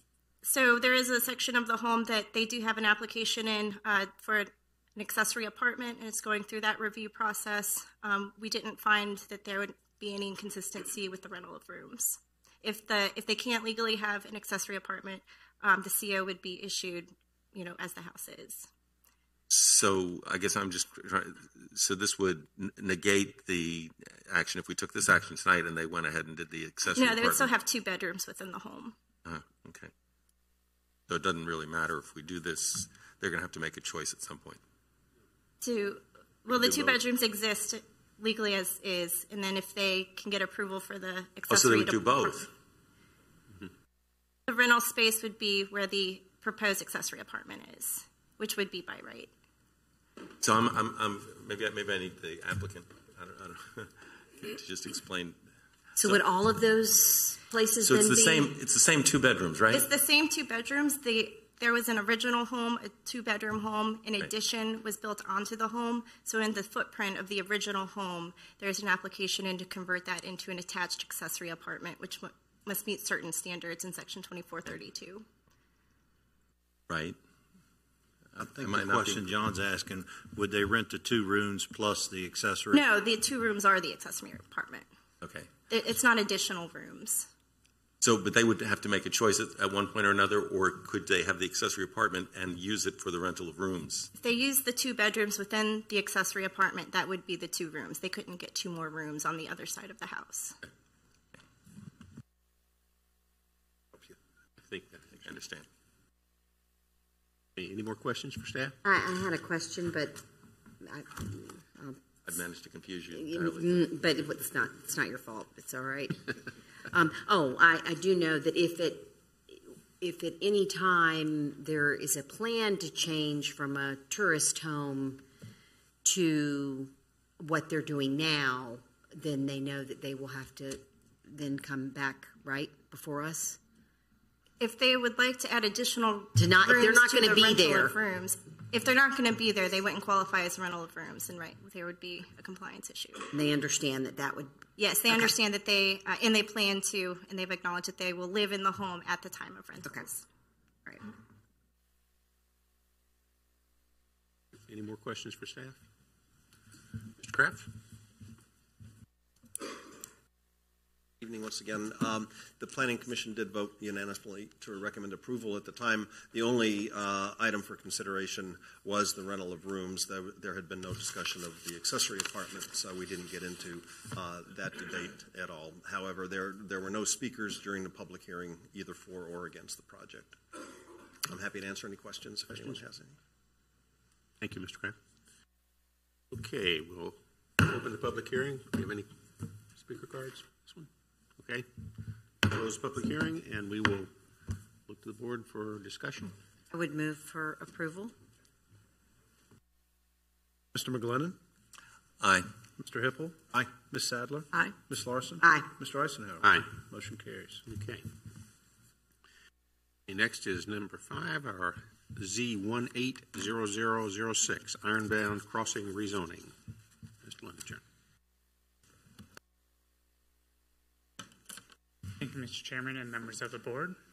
Mr. Mark Rinaldi and Mr. Vernon Getty have applied for a rezoning for a property located at 4007 Ironbound Road, a portion of Mount Pleasant Church property at 4002 Ironbound Road, and approximately 0.76 acres of VDOT right-of-way along Old Ironbound Road.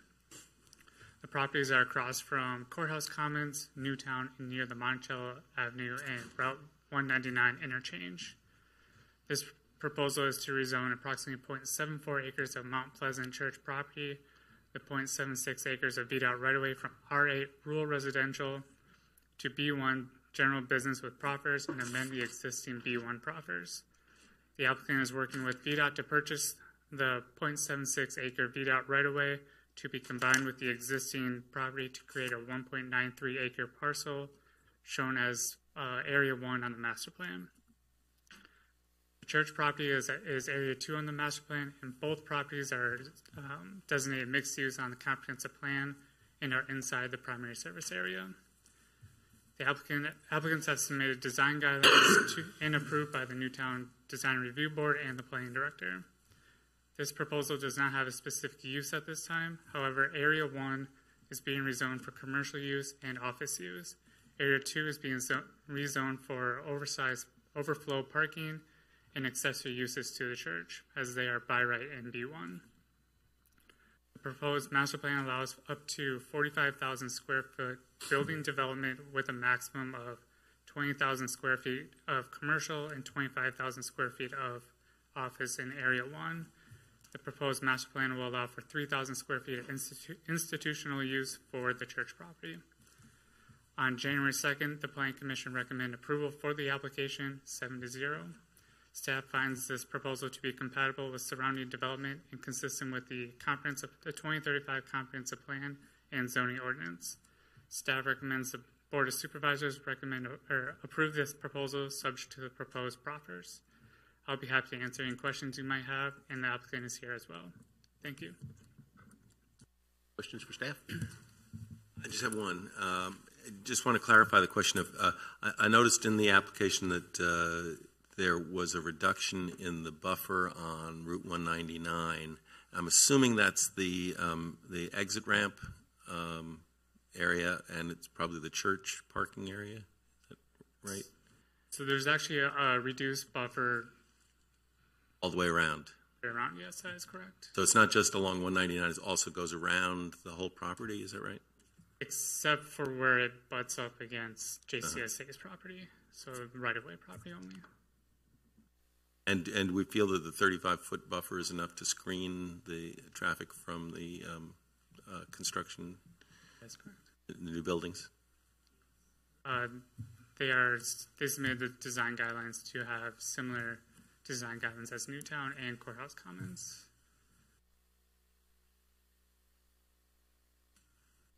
Questions for staff? I had one. I had an email exchange with Mr. Holt, and the question I had had to do with, since this is a master plan which just has an envelope, there's no footprint or anything associated with it. It's just an area envelope. What my concern was how the potential for development in that area, and I believe that the area on our map here that's shown is the blue and the green, where is where the potential building footprint would go. It has a limit of 20,000 square feet for commercial and 25,000 for office, a total of 45,000. I know there are several restrictions. There are certain types of businesses that might generate traffic that would require an SUP. There would be some things that would come back to the board for it. What my concern was what could be built by right, if you will, once we've approved this. What could they build by right in this, and that wouldn't come back to the board, that might have a density that it might be a little higher than we might be thinking about. I'm looking to see what kind of comparison you can make with other areas, similar areas in the Newtown area. Mr. Chairman, members of the board, to answer your question, earlier we had said that while this master plan does provide a bit of a building envelope, one, we felt that certainly as a follow-up in context of the earlier question too, that the commitment to provide design guidelines, which that would then require for some enhanced architecture, would absolutely serve as far as staff was concerned, a sufficient mitigating impact for the reduction in what would otherwise be a full-width landscape buffer. All of Newtown is designed more of as an urban streetscape, and the focus is more on seeing the architecture, then trying to fully screen and fill in with landscaping. And so with that commitment, that was certainly a consideration there. But with that said, again, as we noted in the follow-up question, there remains some protections, both with limitations in the master plan.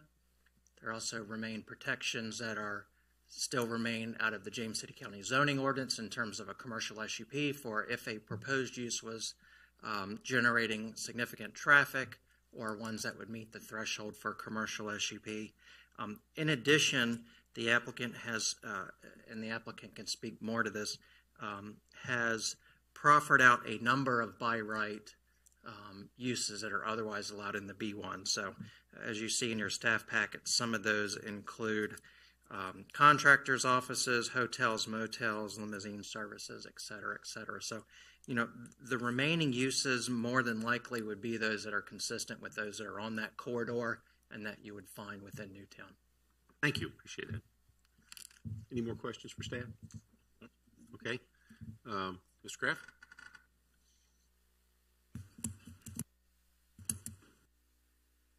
Evening once again, Mr. Chairman, members of the board. One of the big attractions for the Planning Commission in recommending approval for this was the fact that this rezoning would take a stagnant infill lot and allow it to be productively used for a relatively lower intensity use, especially as Mr. Holt said, since a number of permitted items were proffered out of that. And so we felt that that was compatible with the Newtown and Courthouse Commons developments, and that it would be a plus, as well as benefiting the church by providing some overflow parking for it. I'm happy to answer any questions. Questions? Thank you, sir. Thank you. Okay. We'll open the public hearing, and Mr. Bernard Getty for the applicant.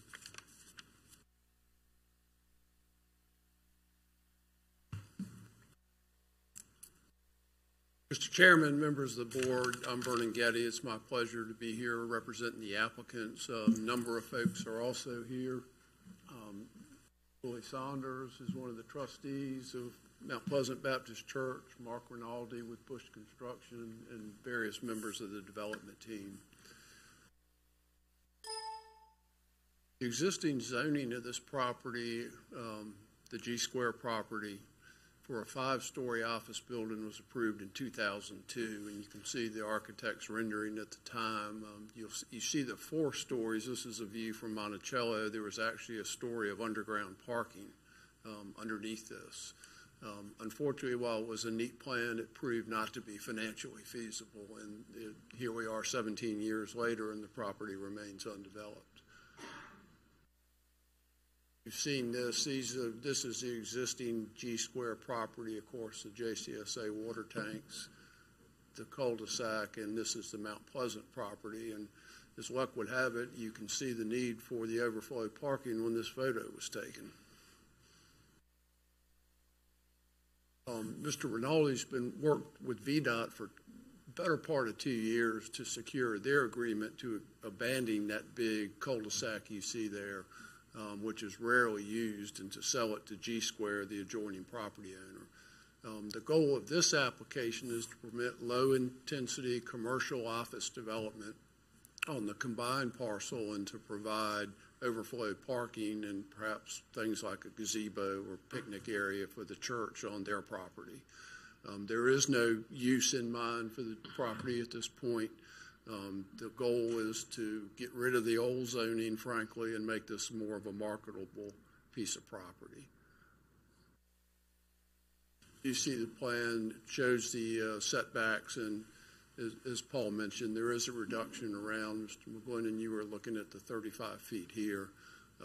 It is more than most of the rest of the setbacks, and as you could see in that picture, there's a pretty good existing stand of trees right in here, so I do think it will be adequately screened. Proffers we've submitted, and before we get to the proffers, I did want to say we intentionally structured this application so the commercial SUP requirements would continue to apply. And in fact, there is a proffer of an office use that is not subject to the commercial SUP requirements came along that generated more than the 100 peak hour trips. That triggers requirements for additional traffic work and studies and to make sure any impacts there are addressed.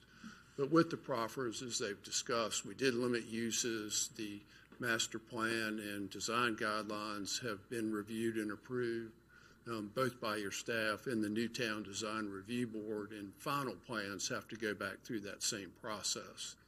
No access to Monticello Avenue, and you may recall on the existing approved plan, there's a little right-in entrance off of Old Ironbound. If you're turning from Monticello, taking a right, you could have come right into the site by the water towers, and that's been eliminated.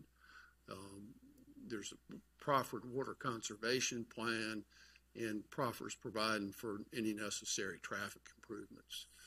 We obviously agree with staff report. This proposal is consistent with the comprehensive plan, and while it was one of the very first approvals in the corridor, it will be the last to develop, and it would be consistent with the development that's occurred in this corridor. As we've discussed, it permits only low-intensity development. Design guidelines will ensure it's an attractive quality development with good architecture, good materials. You have the unanimous recommendation of the Planning Commission, and we think it creates a win-win-win situation and help the church be good development site for G Square and Bush and help the county generate some revenue from this key corner. So we would respectfully ask for your approval. And before I sit, Mr. Sanders has asked me on behalf of the church.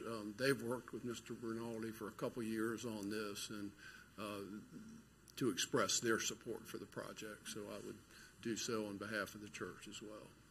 So, okay. Thank you. Glad to answer any questions. Questions? I just have one little one, and I don't know if you can answer it or not. I'll try. It's the question about, I appreciate the fact that you're limiting vehicular access to the property from Monticello. What about pedestrian access? I mean, it seems that there's more walking going on in that vicinity now. Let me see if we can show it here. Yeah. We are looking at the possibility of pedestrian access, perhaps even a small pocket park right here with a feature similar to you have across the way at Courthouse Commons. So something like that we believe would be the perfect place to provide pedestrian access and sidewalks around the property. Thank you. Thank you, sir. Okay, we have no other speakers. I'll close the public hearing. Close the discussion. No discussion. I'll make a motion for approval. Approval. Mr. Hippel? Aye. Ms. Larson? Aye. Ms. Sadler? Aye. Mr. McGlinnan? Aye. Mr. Eisenhower? Aye. Motion carries. Okay.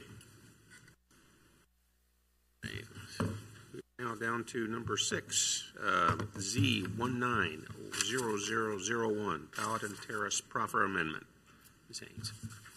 Thank you, Mr. Chair and members of the board. Mr. Tom Tingle of Guernsey Tingle has submitted a request to amend condition number 19 of the adopted proffers for Powhatan Terrace. The development was approved by the Board of Supervisors on March 28, 2008, as a cluster development consisting of 36 townhome units. At that time, all units were intended to be offered for sale. An amendment to condition number 1 of the original proffers was adopted on January 9, 2018, which allowed the development the ability to offer the units for rent.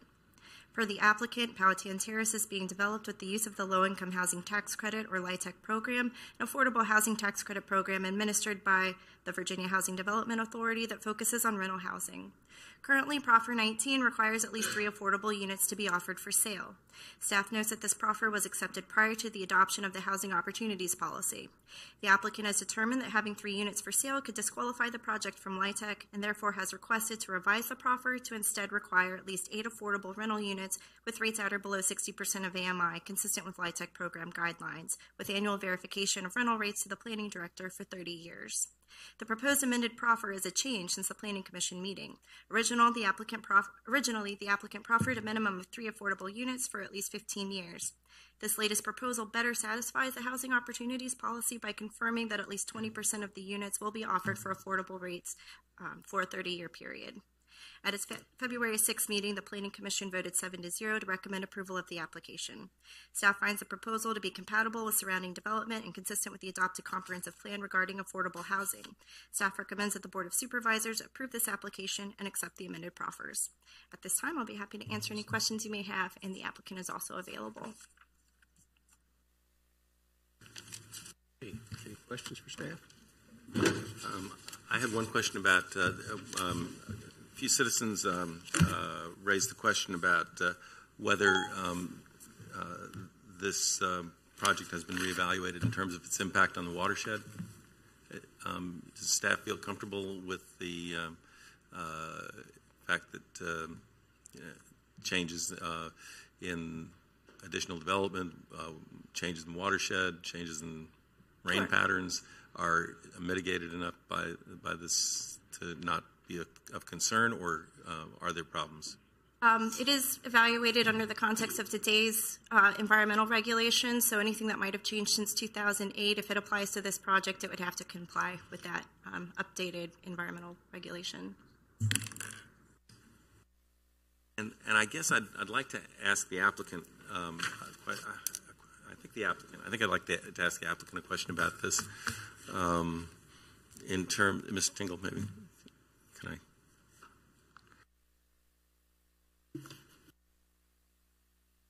I have to admit, I'm just a little bit confused about what the intention is versus what the proffers state. Now, I understand that you intend to apply for, Housing Partnership intends to apply for the LIHTC program. That is correct. Yes, and are you intending to do that this year or no? Is our hope to get the application in this year. And that would be in 2 days, is that correct? That is correct. Right, okay. And your application will indicate that what number of the 36 units are designed to be affordable? Actually, all the units are designed to be affordable. Yeah. So that's what where I've had confusion. I've gotten different answers to that question. The proffers say 8, right? Yes. 8 would be affordable. What's the explanation for the distinction there? It is simply, and let me first introduce myself, if I'm sorry. you don't mind, Dr. McGlinnan. And Mr. Chairman, while we're doing this, let's go ahead and open up the public hearing. Open the public hearing, and Mr. Tingle's the first one. Thank you, Mr. Chairman. You started this with Mr. Trant, and you're continuing with me. I can tell the pattern this evening. So I'm Tom Tingle, president of Guernsey Tingle Architects. I reside at 316 the Main West, and my office is at 4350 Newtown Avenue, both in James City County. So I don't have very much in the way of prepared remarks, so I'll jump right into Dr. McGlinnan's questions. To give a little bit of background, this project was actually rezoned, as Tori said, back about 10 years ago. My firm actually did the design work for the entitlement back then. Unfortunately, that project was not successful. It was taken back by a financial institution, a former board member of Housing Partnerships being a nonprofit purveyor of affordable housing, repair, rehabilitation, even new housing. Former board member approached us a couple of years ago to see if there would be interest in the project. We started looking into the low-income housing tax credit program and realized that as a board, it was a decision that the board at that time felt it was good to make for the nonprofit. So we certainly looked at all of the proffers that were put together at that time. It was a market rate for sale housing project of 36 units. At the time, the county asked for 3 to be set aside as owner-occupied affordable. We clearly did not want to go back in and rethink all of the proffers at that time, so we kind of dissected the proffers that were in front of us, recognized, as Tori said, the first proffer that had to be dealt with was for sale versus rental. The low-income housing tax credit program is just for rental housing.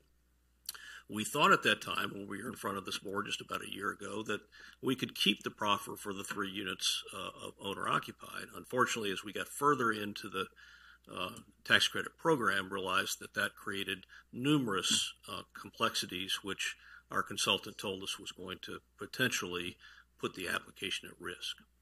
So our intention is to go forward with an application. We hope it will be successful. If we are not, we are prepared to resubmit an application to VHDA in the 2020 window for a completely affordable housing project. All 36 units would be under the low-income housing tax credit program.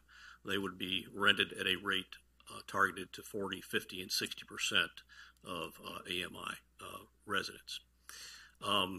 However, trying not to turn the entire proffer system upside down, we simply went back in to address the proffer that we saw that was part of the original development, 3 units that were owner-occupied, affordable, with no clawback. There was no soft second on that mortgage, so actually after the first sale, the developer, that the owner could sell that unit and it would kind of come out of the affordable housing pool, if you will. So we tried to address that proffer itself, and that's what's in front of you tonight, proffer number 19, that says instead of owner-occupied, they would be rented, and they would be part of the low-income housing tax credit program administered by VHDA and by HUD standards.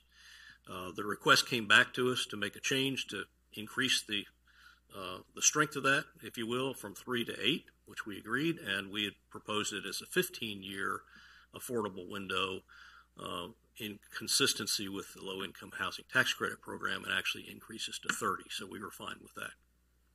Why not proffer the entire project? Honestly, we have a landowner that is a benefactor to us is selling us the land at cost and will give us a substantial contribution towards this project. And to some degree, we need to protect his rights. So if we go in and say it's an entire affordable housing project, and we cannot make the low-income housing tax credit program work over the next 2 cycles or beyond, we don't want to put him in a position where he has no other option to develop the property. That was a long answer to your question, sir. I apologize. Right. But it's a complex issue, and so I appreciate the fact that it has to be a long answer. And so if you're not successful in the LAHTC process, and I would have to say I've heard a lot more about that process over the last couple of meetings than I'd ever expected to, and would also say that I understand it probably less than I did going into it at this point.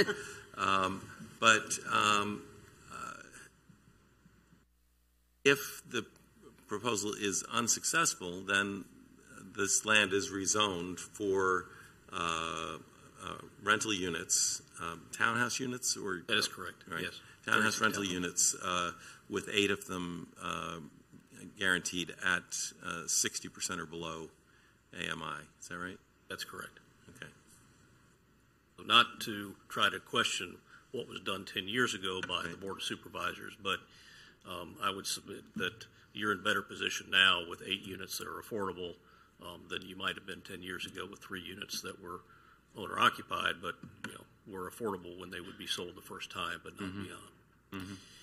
The nice thing, Dr. McGlennon, about the LAHTC program in terms of what you might have reviewed with a similar project in James City County is that nonprofits are in a different pool than for-profit developers. So we do not compete with a project that's even in the same jurisdiction if it's not a nonprofit that's doing that. Right. And what's your consultant has given you advice on this. What is your expectation of the odds of, and I won't hold you to that, obviously can't guarantee it, but but you are asking me to answer that in public. Give it your best shot. We do not know. We have a lot of folks that are working on it. We have a consultant that does this for a living, working with nonprofits. They are advising us on every step of the way. The site plan has already been submitted and through a round of review comments, which is much further than you would typically take a project like this before you get a funding program such as VHDA's, but it's part of what a nonprofit has to do. So significant amount of work going into it. I will tell you that if for whatever reason we are not competitive this go around, we will be looking to submit again in 2020. So with this proposal, how's it going to? I'm assuming that Housing Partnerships is not going to manage this project once it's constructed, or even during construction, right? Housing Partnerships has set up a separate LLC that will own the property, and Housing Partnerships will further engage with a consultant. The consultant that we're using now can handle part of the project, but we, through board members that have been assisting with the project and other consultants that we will be hiring both on the construction management side as well as the operating side. You have a good point. We do not have the infrastructure today to operate and manage a facility such as this, but that's, the program allows you to have management and operation staff in place. So we've got several options for that and are very optimistic that this can be a successful project for Housing Partnerships and for James City County. But it's your intention that Housing Partnerships will continue to be involved in this particular project? Yes, sir. Okay. And just one last question for me, and I apologize to the board for taking up so much time here. There was a proffer in this proposal that essentially talked about a homeowners association. I guess my question would be, on the assumption that a homeowners association is kind of irrelevant to the folks who are actually going to be living in a project of this kind, are there requirements either that you have or that LAHTC would have for some form of tenant representation? you finally got past my knowledge of LAHDC. I'm not sure what requirements are in there. There's tenant representation in the project. Actually, one of the requirements is that they have a community room that's part of the project. So that's part of the design that we have done right now. We see that the management of the project itself and the operation of the project fulfill the requirements of the HOA that was in the original proffers if it were an owner-occupied or for sale product. So certainly the parts of the HOA management, the need to put in maintenance reserve dollars so that you don't have a situation where you can't do repairs to the site, to buildings and so forth, would be part of the process that certainly would be part of the application to VHDA and approved by them and managed by the entity that would own the property for housing partnerships. Okay, thank you. Question, Tom. Hats off to you trying to put all this together, and your team, and all the hard work y'all put into this project. Has this been done anywhere else, or are we cutting edge in James City County as far as trying to put a project like this together? No, there are many other examples around the Commonwealth of nonprofits that do this. I can't think of any, Mr. Hipple, off the top of my head, but our consultant that we are working with is working simultaneously with other nonprofits around the Commonwealth, and every time we ask those kinds of questions about some of the questions that Dr. McGlennon has asked about operating costs and ownership of the property, they provide us with numerous examples of how that's been done in the past.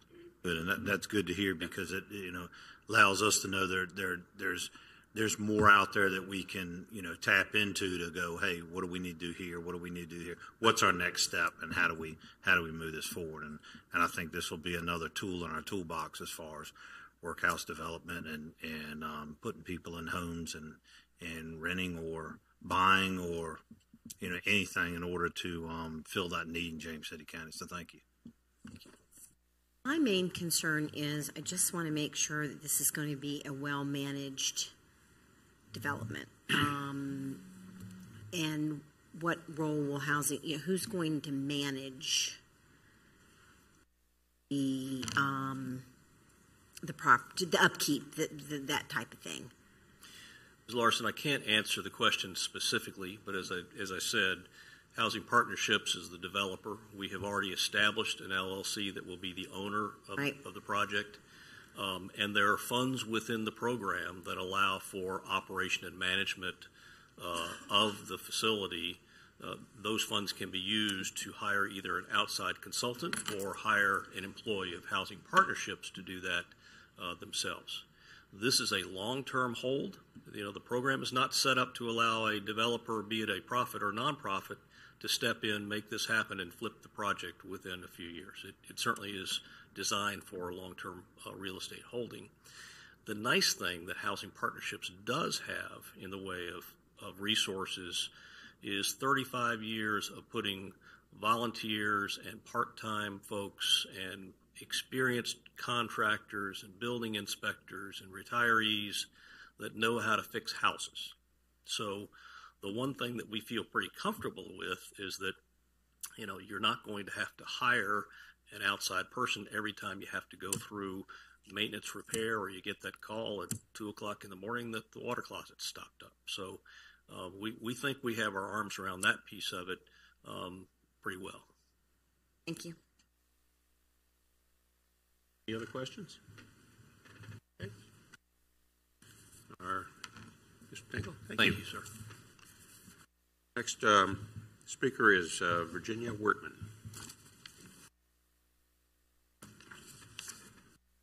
Good evening, everyone. Good evening. I'm Jenny Wertman. I live at 112 Southern Hills. I'm here to urge you tonight. Here tonight to urge you to support the proposed Powhatan Terrace Proffer Amendment, because it will further Housing Partnerships' likelihood of having approval of their low-income housing tax credit, spitting out all these words, application.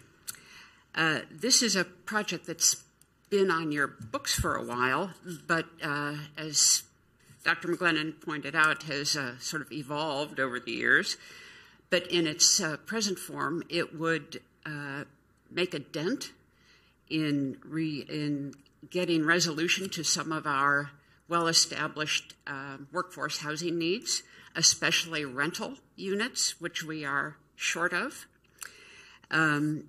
If approved for the low-income housing tax credits, this project would provide 36 townhome units, including some ADA accessible units, which is a need that we know has also not been addressed very well, all of which would be for households with incomes between 40 and 60% of the AMI.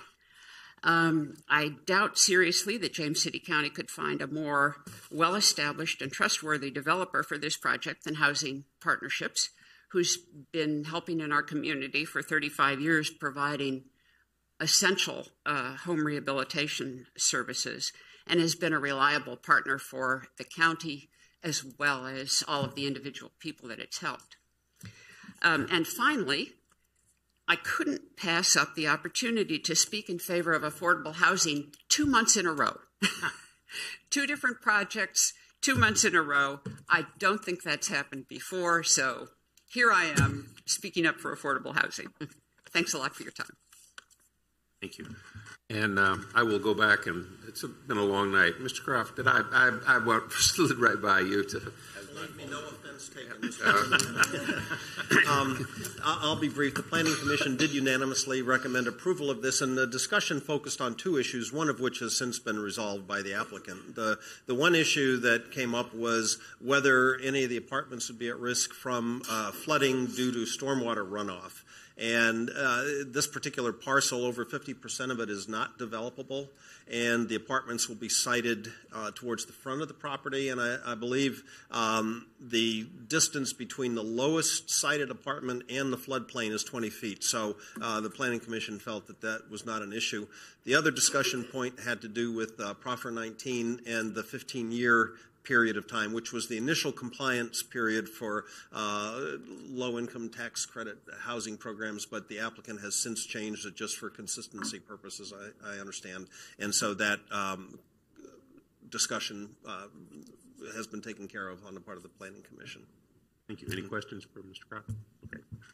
Thank you. Okay, we're back to the next speaker, Mr. Steve Cast.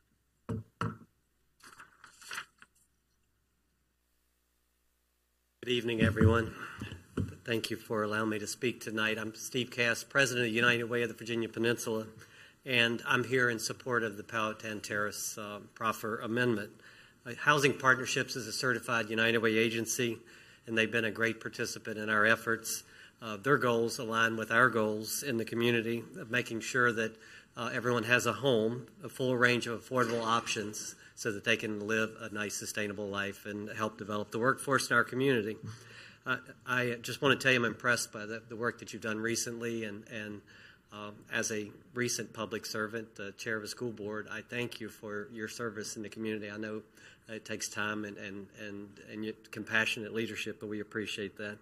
I really do hope that you will consider approval of the Proffer Amendment tonight to help those in our community who need us the most. Thank you very much. Thank you, Mr. Cast. And the last speaker is Charvella West.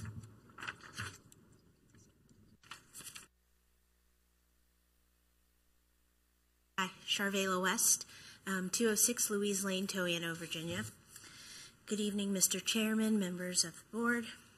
Thank you for your service to this community and the consideration you give to the important and critical matters raised here by our neighbors. I've lived in this county for more than 25 years of my life and have not only seen but benefited from some of the growth and change that's made our community so special and such a great place to work. I shared with each of you over the past few months my passion for providing safe and affordable housing here in our community.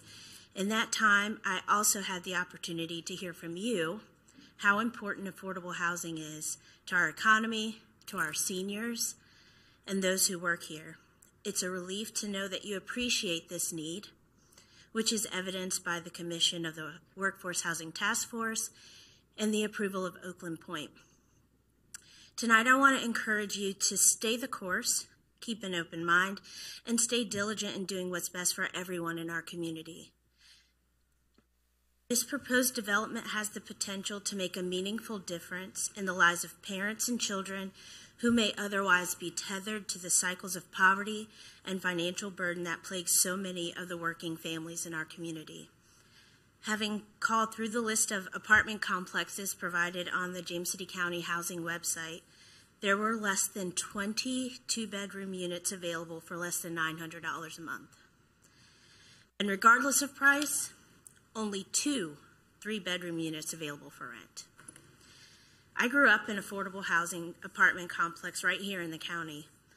I was raised by a single mom. We struggled to get by, but she was able to afford a 3-bedroom apartment for us, where we lived for much of my teen years. That same complex, as a part of a federal affordable housing program, requires a minimum income now of over $32,000 a year to qualify. It's not unique to our community that the cost of housing has increased exponentially.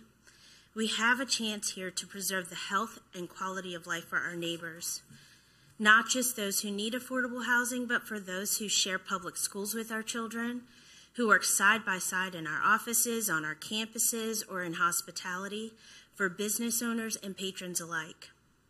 Having diverse housing options for the diverse needs in our community is sensible and good.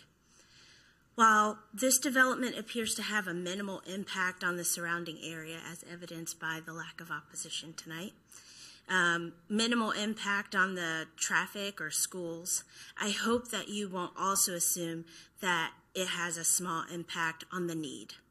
These units matter. This housing opportunity matters. I'm grateful to those working to bring this development to our community, and to all of you for giving your attention to this request with an open mind and in consideration for our neighbors, seen and unseen. Thank you. Thank you, Ms. West. Okay, close the public hearing. Look to the board for discussion. No discussion. I'll make a motion for approval. Motion for approval. Mr. Stevens. Ms. Sadler? Aye. Mr. McGlennon? Aye. Ms. Larson? Aye. Mr. Hippel? Aye. Mr. Eisenhower? Aye. Motion carries. Okay. Number 7, disposition of James City County property for the construction of a left turn lane on Old Town Road. Mr. Holt. Good evening. Thank you very much, Mr. Chairman, members of the board. On October 27th, the Board of 2015, going back in time, Board of Supervisors authorized the county's participation in VDOT's revenue sharing program to fund improvements to the Old Town Road and Long Hill Road intersection. The work is being done concurrently with the widening of Long Hill Road and consists of several improvements, including extending the existing right-hand turn lane from Old Town Road onto Long Hill Road by approximately 240 feet. That would make room then that would allow for the construction of an exclusive left-hand turn lane from Old Town Road onto Long Hill Road, and there would be enough room to provide a single through lane from Old Town Road onto Devon Road in the Windsor Forest neighborhood. VDOT will then also follow up by modifying the traffic signal to accommodate those new turning movements and optimizing the existing signal timings to enhance peak hour intersection operations. That was followed in March of 2017. The board, by ordinance and resolution, also established the underground utility districts for these projects and also for the Long Hill Road widening project. The ordinance allows for the existing overhead utilities to be relocated underground as part of these 2 construction projects. The engineering for the projects has been done. The right-of-way phase is nearing completion, and the projects will very soon enter the construction phase.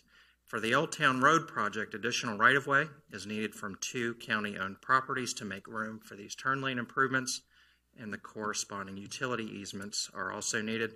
Staff recommends adoption of the resolution found in your agenda packets, which would authorize the county administrator to enter into those agreements and execute those documents with VDOT for the transfer of the property and to grant those utility easements that are necessary to complete the construction. I'd be happy to answer any questions that you have. Any questions for Okay. Mr. Kraft, I won't forget you this time. Actually, this case was not heard by the planning commission, so... Well, what do you think anyway? I got to speak to my script writer here because he has your name in this thing. Okay.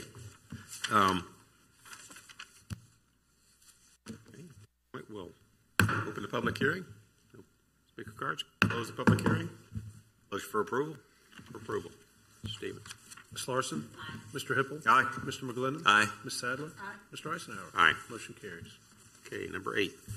Case number ORD 180007, consideration of a zoning ordinance amendment to authorize the Board of Zoning Appeals to grant a reasonable modification in accordance with the Americans with Disabilities Act or state and federal fair housing laws as applicable. Ms. Parrish. Thank you, Mr. Chairman and members of the board. During the 2018 General Assembly session, amendments were made to the Code of Virginia that provided authority to the Board of Zoning Appeals to alleviate a hardship by granting a reasonable modification to a property or improvement request by or on behalf of a person with a disability in accordance with the American with the Disabilities Act or state and federal fair housing laws. The Code of Virginia empowers the Board of Zoning Appeals to hear and decide appeals of determination made by the zoning administrator and gives the ability to grant a variance from the literal requirements of the zoning ordinance as they relate to height, area, size of a structure. Section 24-650 of the zoning ordinance currently establishes the criteria that the Board of Zoning Appeals must find in order to grant a variance. Since the General Assembly often reviews and modifies the Board of Zoning Appeals' powers and duties, staff recommends that Section 24-650 be modified to simply adopt the powers granted by the Code of Virginia by referencing Section 15.2-2309 of the Code of Virginia. This change would alleviate further amendments as the Board of Zoning Appeals is only empowered to act in accordance with the certain criteria prescribed by statute. At its December 5, 2018 meeting, the Planning Commission voted to recommend the approval of this amendment to the Board of Supervisors by a vote of 7-0. Staff recommends the Board of Supervisors approve these revisions to the zoning ordinance. Thank you for your time, and I'll be happy to answer any questions you may have. Questions for Kraft. Once again, and the Planning Commission did agree with staff that this was a welcome change to eliminate administratively coming back every time there was a minor tweak to the ordinance. So we were unanimously in favor of that. Mr. Kraft? Okay. We will open the public hearing. No speakers? Close the public hearing. Move the approval. Okay, we have a motion for approval. Mr. McGlinnan? Aye. Ms. Sadler? Aye. Ms. Larson? Aye. Mr. Hippel? Aye. Mr. Eisenhower? Aye. Motion carries. Okay. Number 9, case numbers ORD 18-0010 and ORD 18-0011, amendments to address a Code of Virginia change prohibiting mandatory conceptual plans. Mr. Ribeiro. Thank you very much, Mr. Chair and members of the Board of Supervisors. In 2018, amendments were made to the Code of Virginia stating that the local planning commission or other agent shall not delay the official submission of any proposed plat, site plan, or plan of development by requiring pre-submission conferences, meetings, or reviews. After consultation with the county attorney's office, it is the staff's understanding that this language prohibiting the requirement of pre-submission reviews would also prohibit the requirement for conceptual plan submissions. A process for submission and review of conceptual plans have been a part of the county site plan and subdivision ordinances for many years. For most of that time, the section covering conceptual plans were worded to encourage their submission but not require it. However, in 2016, the site plan section of the zoning ordinance was amended to require enhanced conceptual plans prior to the submission of a site plan when the proposal was for certain types of development that triggered review by the Development Review Committee and Planning Commission. The 2016 amendment to the ordinance was proposed to help make the plan review process more efficient and predictable without compromising review integrity. Unfortunately, this language is now out of compliance with the state code. In order to comply with state code, staff recommends reverting to the language of sections 2447 and 2448 as they existed prior to the amendments made in 2016. In addition, in order to comply with the state code, staff recommends a change to section 24144 of the zoning ordinance and section 1919 of the subdivision ordinance. The sections which contain the provisions for conceptual plans to delete a sentence that states, unless required by the planning director, a submittal of conceptual plans shall not be necessary. At its December 5th, 2018 meeting, the Planning Commission voted to recommend approval to the Board of Supervisors of cases number ORD 18-0010 and ORD 18-0011 by a vote of 7-0. Staff recommends that the Board of Supervisors approve the attached revisions to the zoning and subdivision ordinance. Be happy to answer any questions the board may have at this time. Thank you. Ribeiro? Larson? Okay. Okay. Thank you, sir. And Mr. Kraft. This was a legislative action. The Planning Commission really had no choice but to vote in favor. However, we were encouraged by the fact that optional conceptual plans are still allowed. We felt that's a valuable tool not only for an applicant but also for DRC and Planning Commission members. So that still is available at the discretion of an applicant. So we were pleased about that. Okay. Questions for Mr. Kraft? Thank you, sir. We'll open the public hearing. Any cards? No. Close the public hearing. Move to the board. Well, as it is a legislative, the only concern that I have is that there are going to be some that will continue the practice and others that won't. So we'll just have to make sure that we're not treating them differently because they're, you know, now that it's no longer required. It just kind of I was talking to staff, but it just gets a little sticky when it can be optional. But thank you, General Assembly. Yeah, I'd echo Ms. Larson's comments that it is going to be challenging, and unfortunately, it seems to be the way the General Assembly is generally oriented, to basically make it difficult for. It's not so much that it's difficult for us; we can figure out what things are going, but to explain to citizens why, well, some people are operating by this rule and others are choosing to operate by that rule, is just not very transparent for the average person who's trying to understand how they might have an impact on a proposal. Correct. Thank you. Questions? Motion? Motion to approve. Approved. Mr. Stevens? Mr. Hippel? Aye. Ms. Sadler? Aye. Ms. Larson? Aye. Mr. McGlennon? Aye. Mr. Eisenhower? Aye. Motion carried. Okay, number 10. Ordinance Amendment, Chapter 16, Section 16-2, Control of Animals. Mr. Carfax. Good evening, Mr. Chairman, members of the board. I think I'm going to reflect on something Mr. Hippel said. I've been in this business for 36 years, and talking dog parks and off-leash areas weren't part of the conversation, that long ago, but it's a high priority now. We have over 16 dogs in James City County, just based on the estimates that are national standards. If you remember, in 2005, over 16,000. 36% of the households nationally have dogs. So if you take that number, we're at 16,000. So I didn't know that until I started looking into this. So I thought I'd share that little bit of information. So in 2005, the board, we entered into an agreement with the city of Williamsburg, and we 50% funded the only dog park, the fenced-in dog park that's located at Waller Mill. Based on our population right now, James City County standard is 2 dog parks for the population that we have. So technically, we have 1 dog park that we're sharing with the city of Williamsburg. Over the last 5 or 6 years, I've been approached many times by residents, in particular when our rangers and our park staff are out there asking them to put their dogs on the leash and use the parks appropriately. So I think it's time for us to look at some options.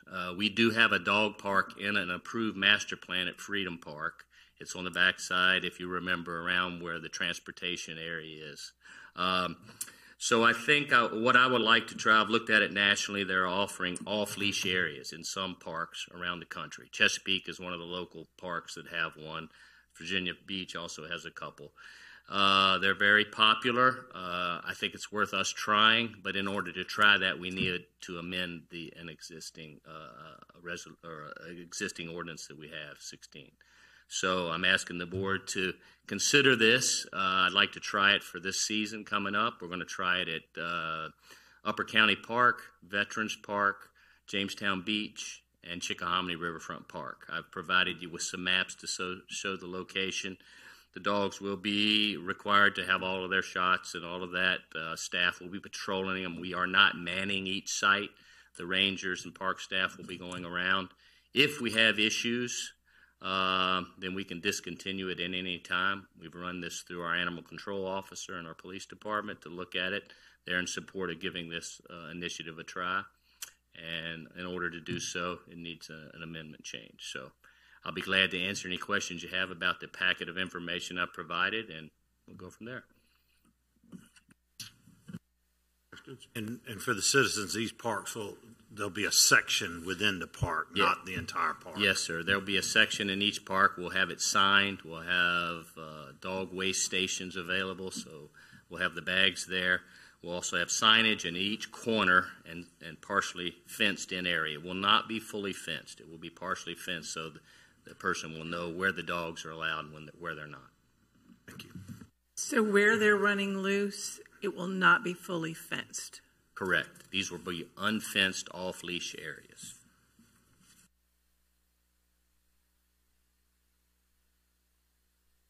Oh, thank you. First of all, I'm a dog lover, and I appreciate what you've done. It's kind of hard to follow what we heard earlier, frankly. And so some of the concerns that I have are the not fenced in area, and most dog owners are very responsible. They're not going to bring their dog to an area like this if they're any of the things that you've listed. But other dogs have not been socialized, perhaps, and it becomes a first-time thing, and then it takes one bad run for something to not go well, obviously. So I was curious, why roll it out at so many, why not say, okay, we're going to do this at, there was Upper County one of the? Yes, ma'am. Upper County. Oh, sorry. Okay, let me go out of Stonehouse area. Why not try at, I'll pick on Chickahominy Riverfront Park, 1 versus 4 to see how it goes first and get any, and I realize it's not going to all be the same, but just to get some idea, because is animal control fully staffed?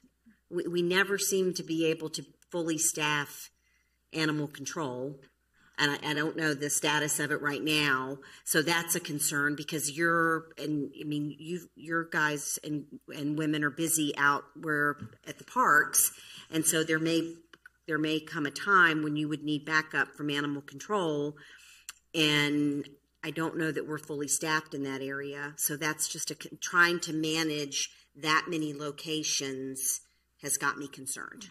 Well, let me just a little bit of history here. What we've observed is we have not, and knock on wood, had any dog issues at any of our parks anywhere close to what you've heard before. We have not had, in my 21 years here, we have not had a dog attack in a park.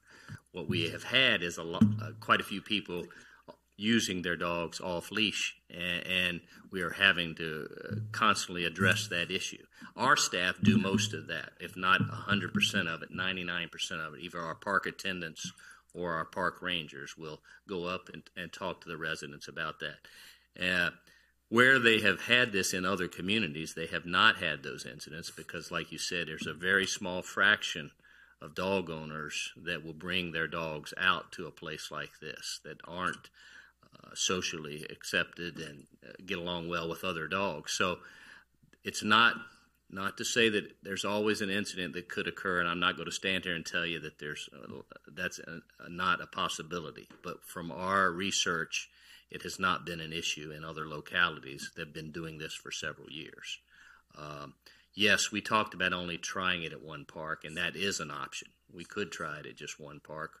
We felt like spreading it out in multiple different areas of the county would be a better way to see how it would serve our residents, and if we were to have some issues, Now, if you do the trial period in May to October, and you do it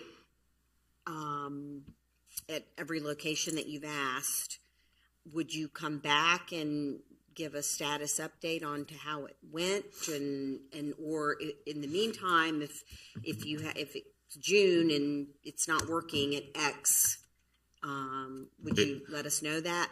Well, since it's under the park ordinance, the director has the ability to discontinue this because it says in there only at the discretion of the director. So I could discontinue it at any time at any park, and clearly that would be something that we would have the ability to do immediately if that. I think what we want to look at is we have stray dogs now that enter into all of our parks. We haven't had an incident where there's been any attack or a vicious. It's usually just some dog getting off the leash or an owner letting them off the leash. So we hope this will concentrate that into those areas because we are providing them with an off-leash area in the park. I think too that with our parks, I know a lot of people that own dogs, and they'll take the dogs out, and if there's nobody around in the park too much, or just a few people, they'll turn them off their leash and let them run and play and exercise and all that. I think if I'm getting this right, you're trying to go, okay, if we're going to do anything like that, because we've got to control that, we want it in a controlled area, and we want to limit the dog areas to X instead of. A lot of people think they can go to the parks and just turn the dogs loose. I'm out in the park and I'm just relaxing. I know Freedom Park is a good one for that. A lot of people go to Freedom Park and they get on the trails and they're in the woods and they release the dogs and they have a great time and there's no issues. And until any of your rangers have to say, hey, we've got a leash law, you need to keep the dog. But I know a lot of people that do that and enjoy the walk and go out with the dog and that sort of thing. So I think what I'm hearing from you, Mr. Carterfax, is that you're trying to go, okay, we want to have this program, but we want to do it in a controlled environment within our parks. Yes, and I think I don't believe this will prevent us from building a future dog park at some point. Right. I do think we're going to be at that point, multiple dog parks if the population continues to grow. But I do think I'm seeing this nationally as something that's popping up and something that's been very well supported by other communities. And I felt like it was a good option for us to try before we immediately go into planning for the next dog park. And I think it's not putting us at any more risk than I think we are right now. And we haven't had issues to the severity that was mentioned earlier. And I think we're fortunate to that, and I think this is just responding to our citizens. We've gotten a lot of requests over the last 2 years, several dozen every year during this time when the season opens up. So I think it's more in response to our citizens saying you've got to either build more dog parks or you've got to provide an area, an off-leash area. So yeah, the worry to go to the dog park is sometimes I think people misunderstand what a dog park is too, because it's not, from my understanding, because there was a big push for one in our neighborhood, and so there was a lot of research done about dog parks, and you want to make sure that you're not bringing the dog into the dog park to exercise. I mean, you want the dog to have already been exercised, and it's a social thing.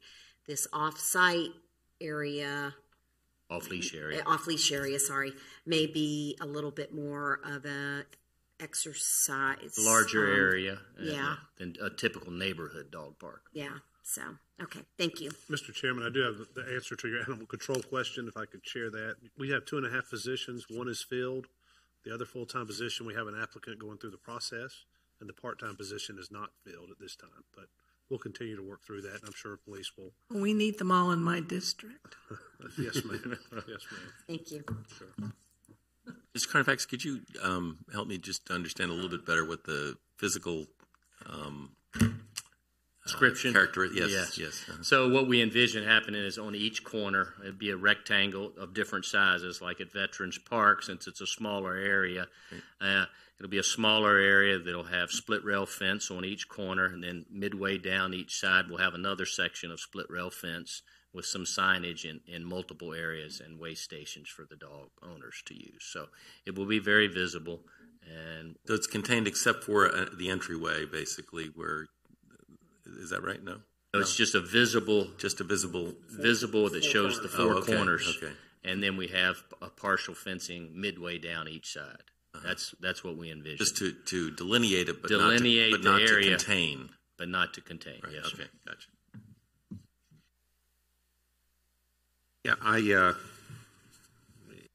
I'm a frequent user of the existing dog park, and I can tell you that my previous 3 dogs, I would gladly take to one like that because I never had a problem. You know, you turn them loose, they voice control and everything.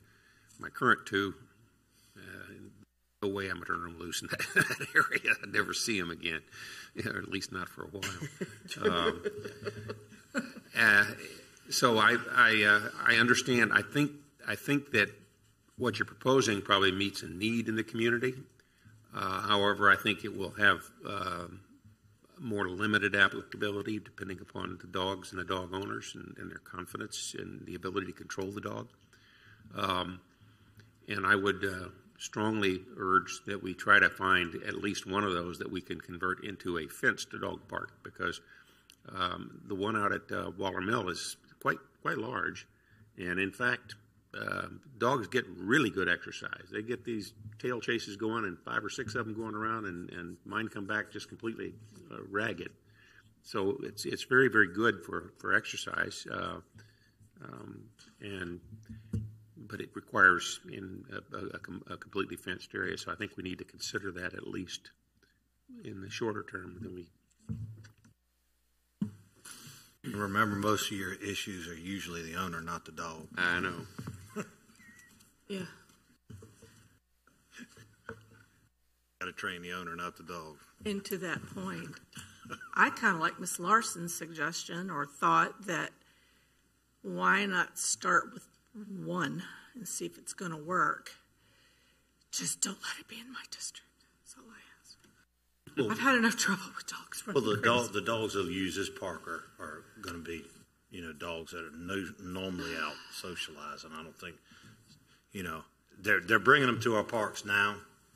It's not like you're going to get, you're not going to get somebody probably that's going to come in with the dog that the problem we had before.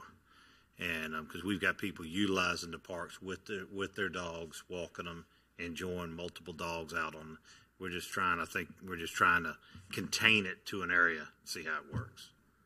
So, well, clearly, Mr. Chairman, members of the board, if that's a preference of the board, we have that option to just try it at one of the parks, and for this upcoming year, and I'm very comfortable with that. If the board feels more comfortable with that than trying it at all the areas, it's just which park do I pick, the central location or the most rural and the most wide open. And I think that's kind of the discussion we got into as staff, because we all didn't agree on this when we got to this point, and we felt like spreading it out in the county was a good way to go on appropriate sites and sites that we, to be honest with you, have a lot of dog users already using it. We don't typically have dogs at the War Hill Sports Complex because of the activities that are going on over there. So that's why we really chose these parks. But by all means, if the board feels more comfortable with picking 1 or 2 sites, then I'm comfortable with that as well. I would be more comfortable with that, just in the fact that, we worked hard to get legislation to Richmond because of dogs running loose. Not that any of these would, but my new puppy, you say squirrel, and that thing's gone. So, not that he would attack anybody other than me, but I don't want anything attacking him either. So, I don't know. Perhaps, you really are, I'm looking to you as the person that's headed up an award-winning recreation program, so you're very capable, obviously. I I would be more comfortable if it was rolled out, perhaps like May. We did a couple, and so that you could see how it was going, because this is something new. Okay. And then if you think it's going great in June, and I'm only speaking for me, but and you say, well, I think I could bring the other two online, because I did get a little hesitation when I saw Veterans Park, for example, because there's kids there, and you just never know how that's all gonna mix. But I would just, rather than all four at one time. We don't know what. We've never done this before. We're understaffed in animal control, and could we then see where, sorry, there is something flying around up here. It's somebody that's biting us because we don't like dogs. And go from there. I can absolutely do that. I would rather not tell him where. I'll be glad more to say. If you amend it, then we can roll it out in a slower fashion and start out with one or two this year and see how it goes after this season, and we can move on from there. And I can come back to the board in the fall or the winter after the season and kind of give you an update of how many users we've had, if we had any incidents. Now, clearly, if there is a major incident, we'll take immediate action to address it with the owner of the dog, and or if it's we'll take those actions. We're probably going to, it sounds as though you are headed towards a dog park in the near future. There's probably going to be incidences of at some point. I get that.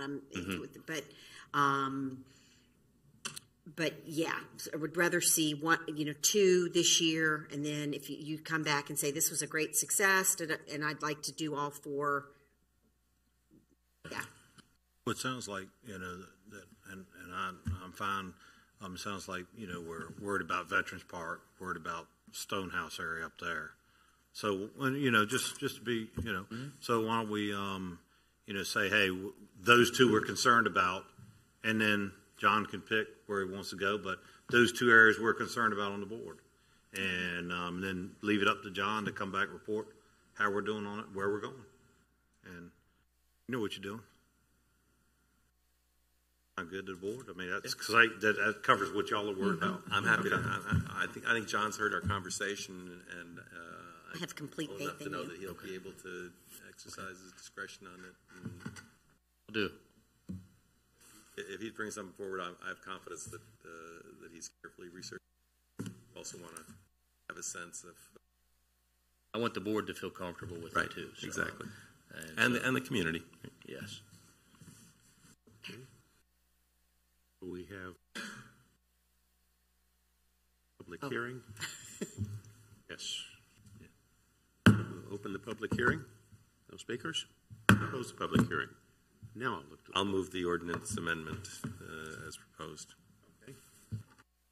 Ms. Larson? Aye. Mr. McGlinnan? Aye. Mr. Hippel? Aye. Ms. Sadler? Aye. Mr. Eisenhower? Aye. Motion carries. Okay.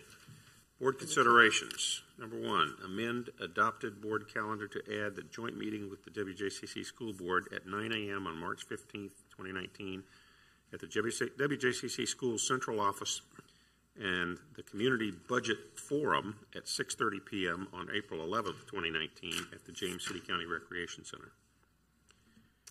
So moved. So moved. Mr. McGlinnan? Aye. Ms. Larson? Aye. Ms. Sadler? Aye. Mr. Hippel? Aye. Mr. Eisenhower? Aye. Motion carries. On that item, can I just ask make one request for that meeting, and that is that if there is prepared material that's going to be presented, that we be provided with copies of it in advance, preferably, but at least at the meeting, and that we received materials from the previous meeting that were never provided. Yes, sir. Thank you. All right. Next board consideration is Old Town Road cul-de-sac abandonment. Mr. Levin. I'll actually take that for Mr. Lehman. Thank you, Mr. Chairman, members of the board. This relates to the action that the board took on public hearing number 5 to allow that previously approved action. G Square has asked that the board abandon its interest, the county's interest in the underlying property. which really was just the right of public passage out there. To do so, I recommend that you adopt the attached resolution. Happy to answer any questions. Motion for approval? Stevens? Ms. Sadler? Aye. Mr. McGlinnan? Aye. Mr. Hippel? Aye. Ms. Larson? Aye. Mr. Eisenhower? Aye. Motion carries. Okay, number 3, James River Heritage Trail. Mr. Perkinson. All right, Mr. Chairman, members of the board. First, I wanted to introduce myself. I'm Alistair Perkinson. I just started as the Parks Administrator this last month, but I have been with the county for about 18 years with Parks and Rec. So, tonight, for your consideration, we have a resolution to support the James River Heritage Trail, which is a draft concept put forth by the Virginia Department of Conservation and Recreation. It's a proposed network of trails, communities, parks, water access along the entire James River watershed from the Chesapeake Bay all the way up to the Allegheny Mountains to promote ecotourism, environmental education, history. So really, they've reached out asking for support from the localities along that watershed. There's no commitment on the part of the county. We have some similar national trail networks and things like that we're a part of. And it would improve visibility of our trails that run along that watershed and parks. And staff recommends approval of the resolution. Well, Mr. Chairman, I just wanted to send, first of all, welcome on board to your new position, Mr. Perkinson. Thank you. And I did have an opportunity to review some of the materials associated with this, and do think that this is a worthwhile effort. We're actually leaders in this whole process of trying to encourage people to take advantage of our proximity to the James River, and one of the things the state's trying to do is to encourage other localities that have significant shoreline to also provide opportunities for people to walk and ride and take advantage of those vistas. So I think it's a great encouragement, and we just hope that a lot of other communities will join us in having a trail that essentially extends from one end of the state to the other. So. Fully echo those comments. More questions? So I would propose adopting the resolution in support. Mr. Stevens? Mr. Hippel? Aye. Ms. Larson? Aye. Mr. McGlinnan? Aye. Ms. Sadler? Aye. Mr. Eisenhower? Aye. Okay, and our last one was 4, which is C180123, HRSD treatment plant expansion within Carter's Grove AFD, and the applicant has asked for a deferral until April 9th, 2019. Board requests and directives. All right, I'll go ahead and start. Been a busy week with HR TAC, and we've been working very hard. In fact, we have a meeting Thursday as well to finish.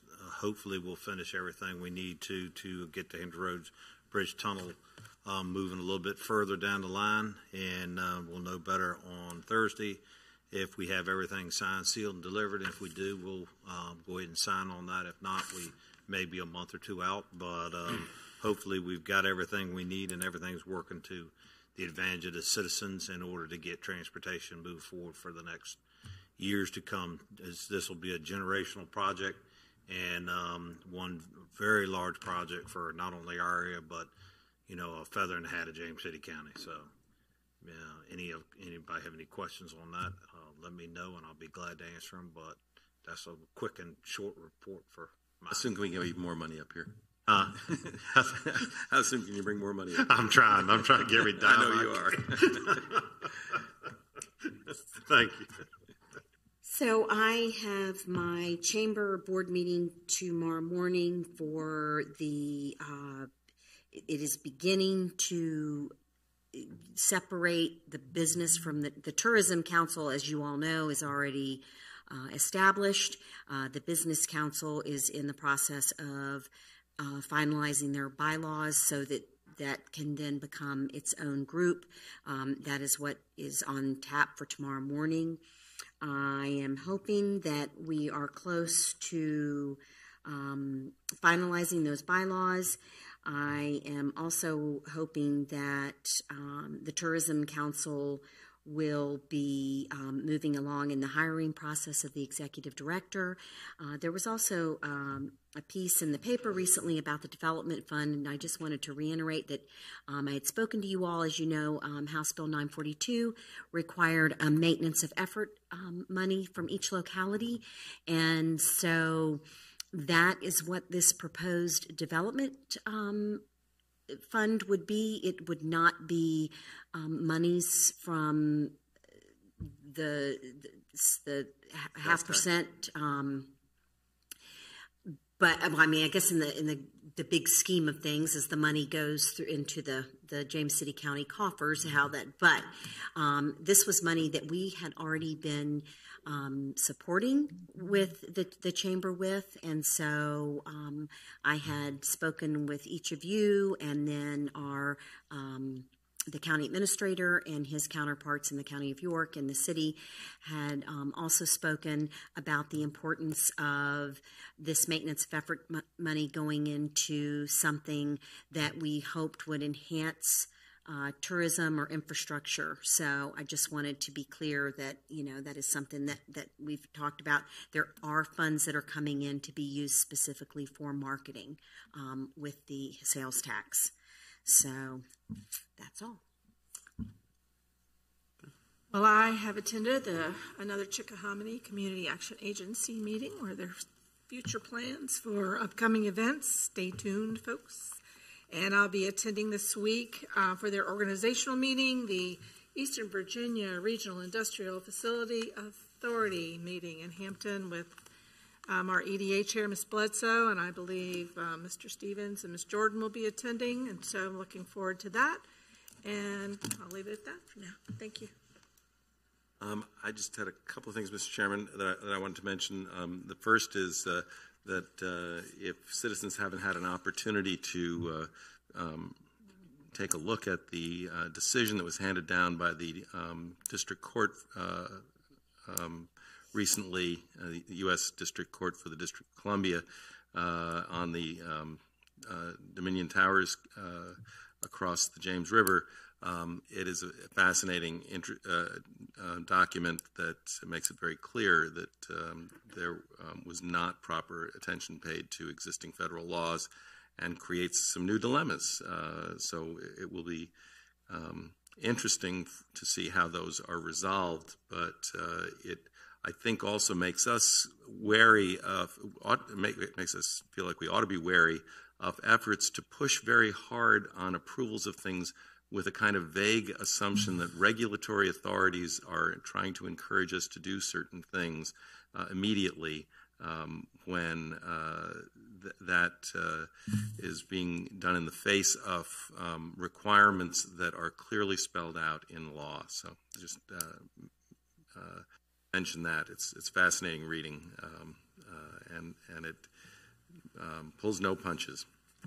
I did want to mention two other things. One is that along with Mr. Eisenhower and Mr. Stevens, I attended the dedication of the prescription shop, a new business in our community, and wish the new owner of that pharmacy well. And then, you know, one of the, I think, unwritten job descriptions for a member of the Board of Supervisors is to be a kind of witness for the community. For all sorts of events. Many of my colleagues and I have attended graduation ceremonies. We've been at celebrations of one kind or another. We have been at memorial services of one kind or another. And recently I had the opportunity, the sad opportunity, to participate in the celebration of the life of Evelyn Odell Frink. Ms. Frink was married for 67 years to one of our former members, Abram Frink, who served on this board for a number of years. And to hear her life spelled out in such vivid detail by the people in this community was truly inspiring. She and her family were role models for so many families in the community. She herself managed to surprise many of the people who were in the audience, who were in the service that she actually had a career in addition to keeping her family. And they said, how could she possibly have done that?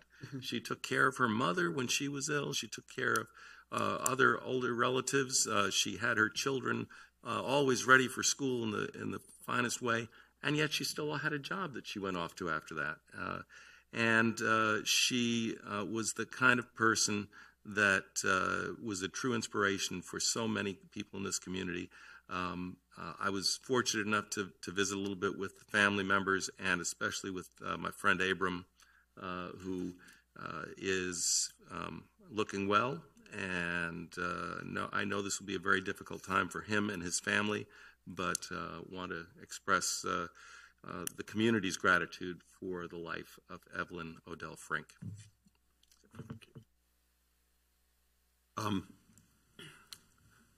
I do want to commend our staff.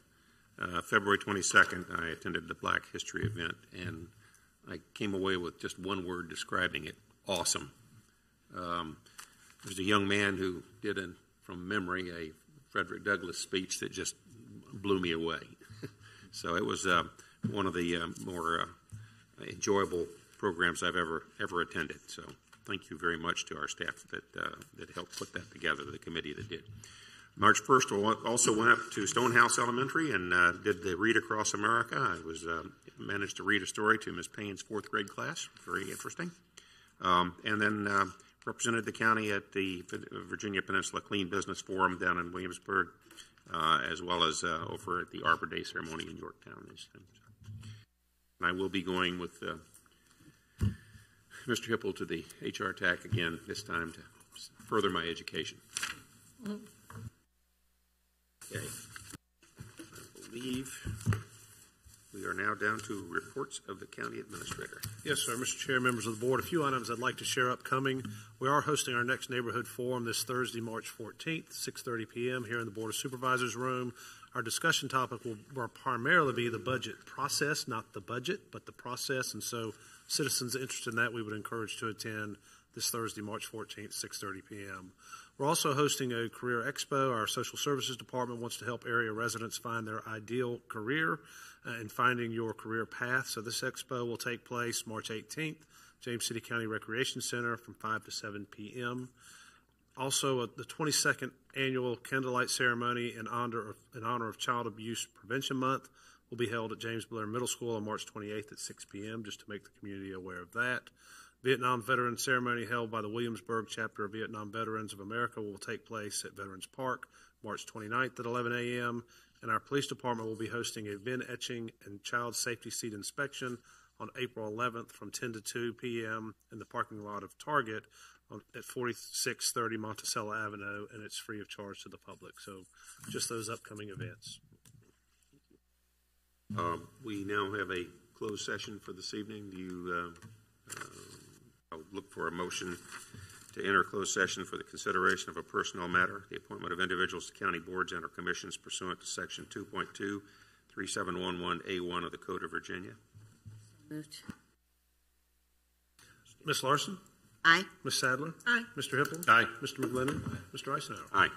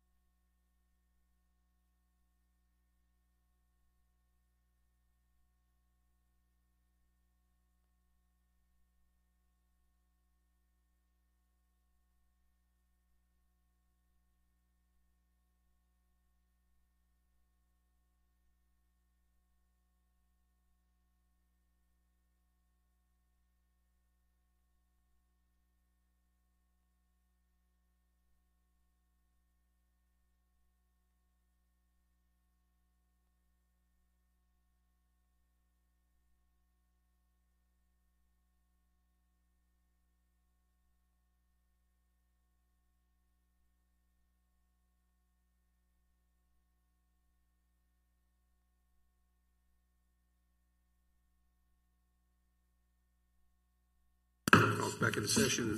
Mr. Chairman, I move to certify that we only spoke about those items we indicated we would speak about.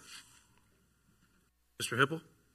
Aye. Ms. Larson? Aye. Ms. Sadler? Aye. Mr. McGlennon? Aye. Mr. Eisenhower? Aye. Okay. Mr. Chairman, I would move that we nominate Mr. Stephen Rogers for reappointment to the Board of Zoning Appeals. That's a recommendation to Judge McGinty. That we appoint Mr. Mel Spruill to the Board of Adjustment and Appeals and reappoint Judge Wade Bowie and Mr. Adam Kinsman to serve on the Colonial Community Criminal Justice Board. A motion? Mr. McGlennon?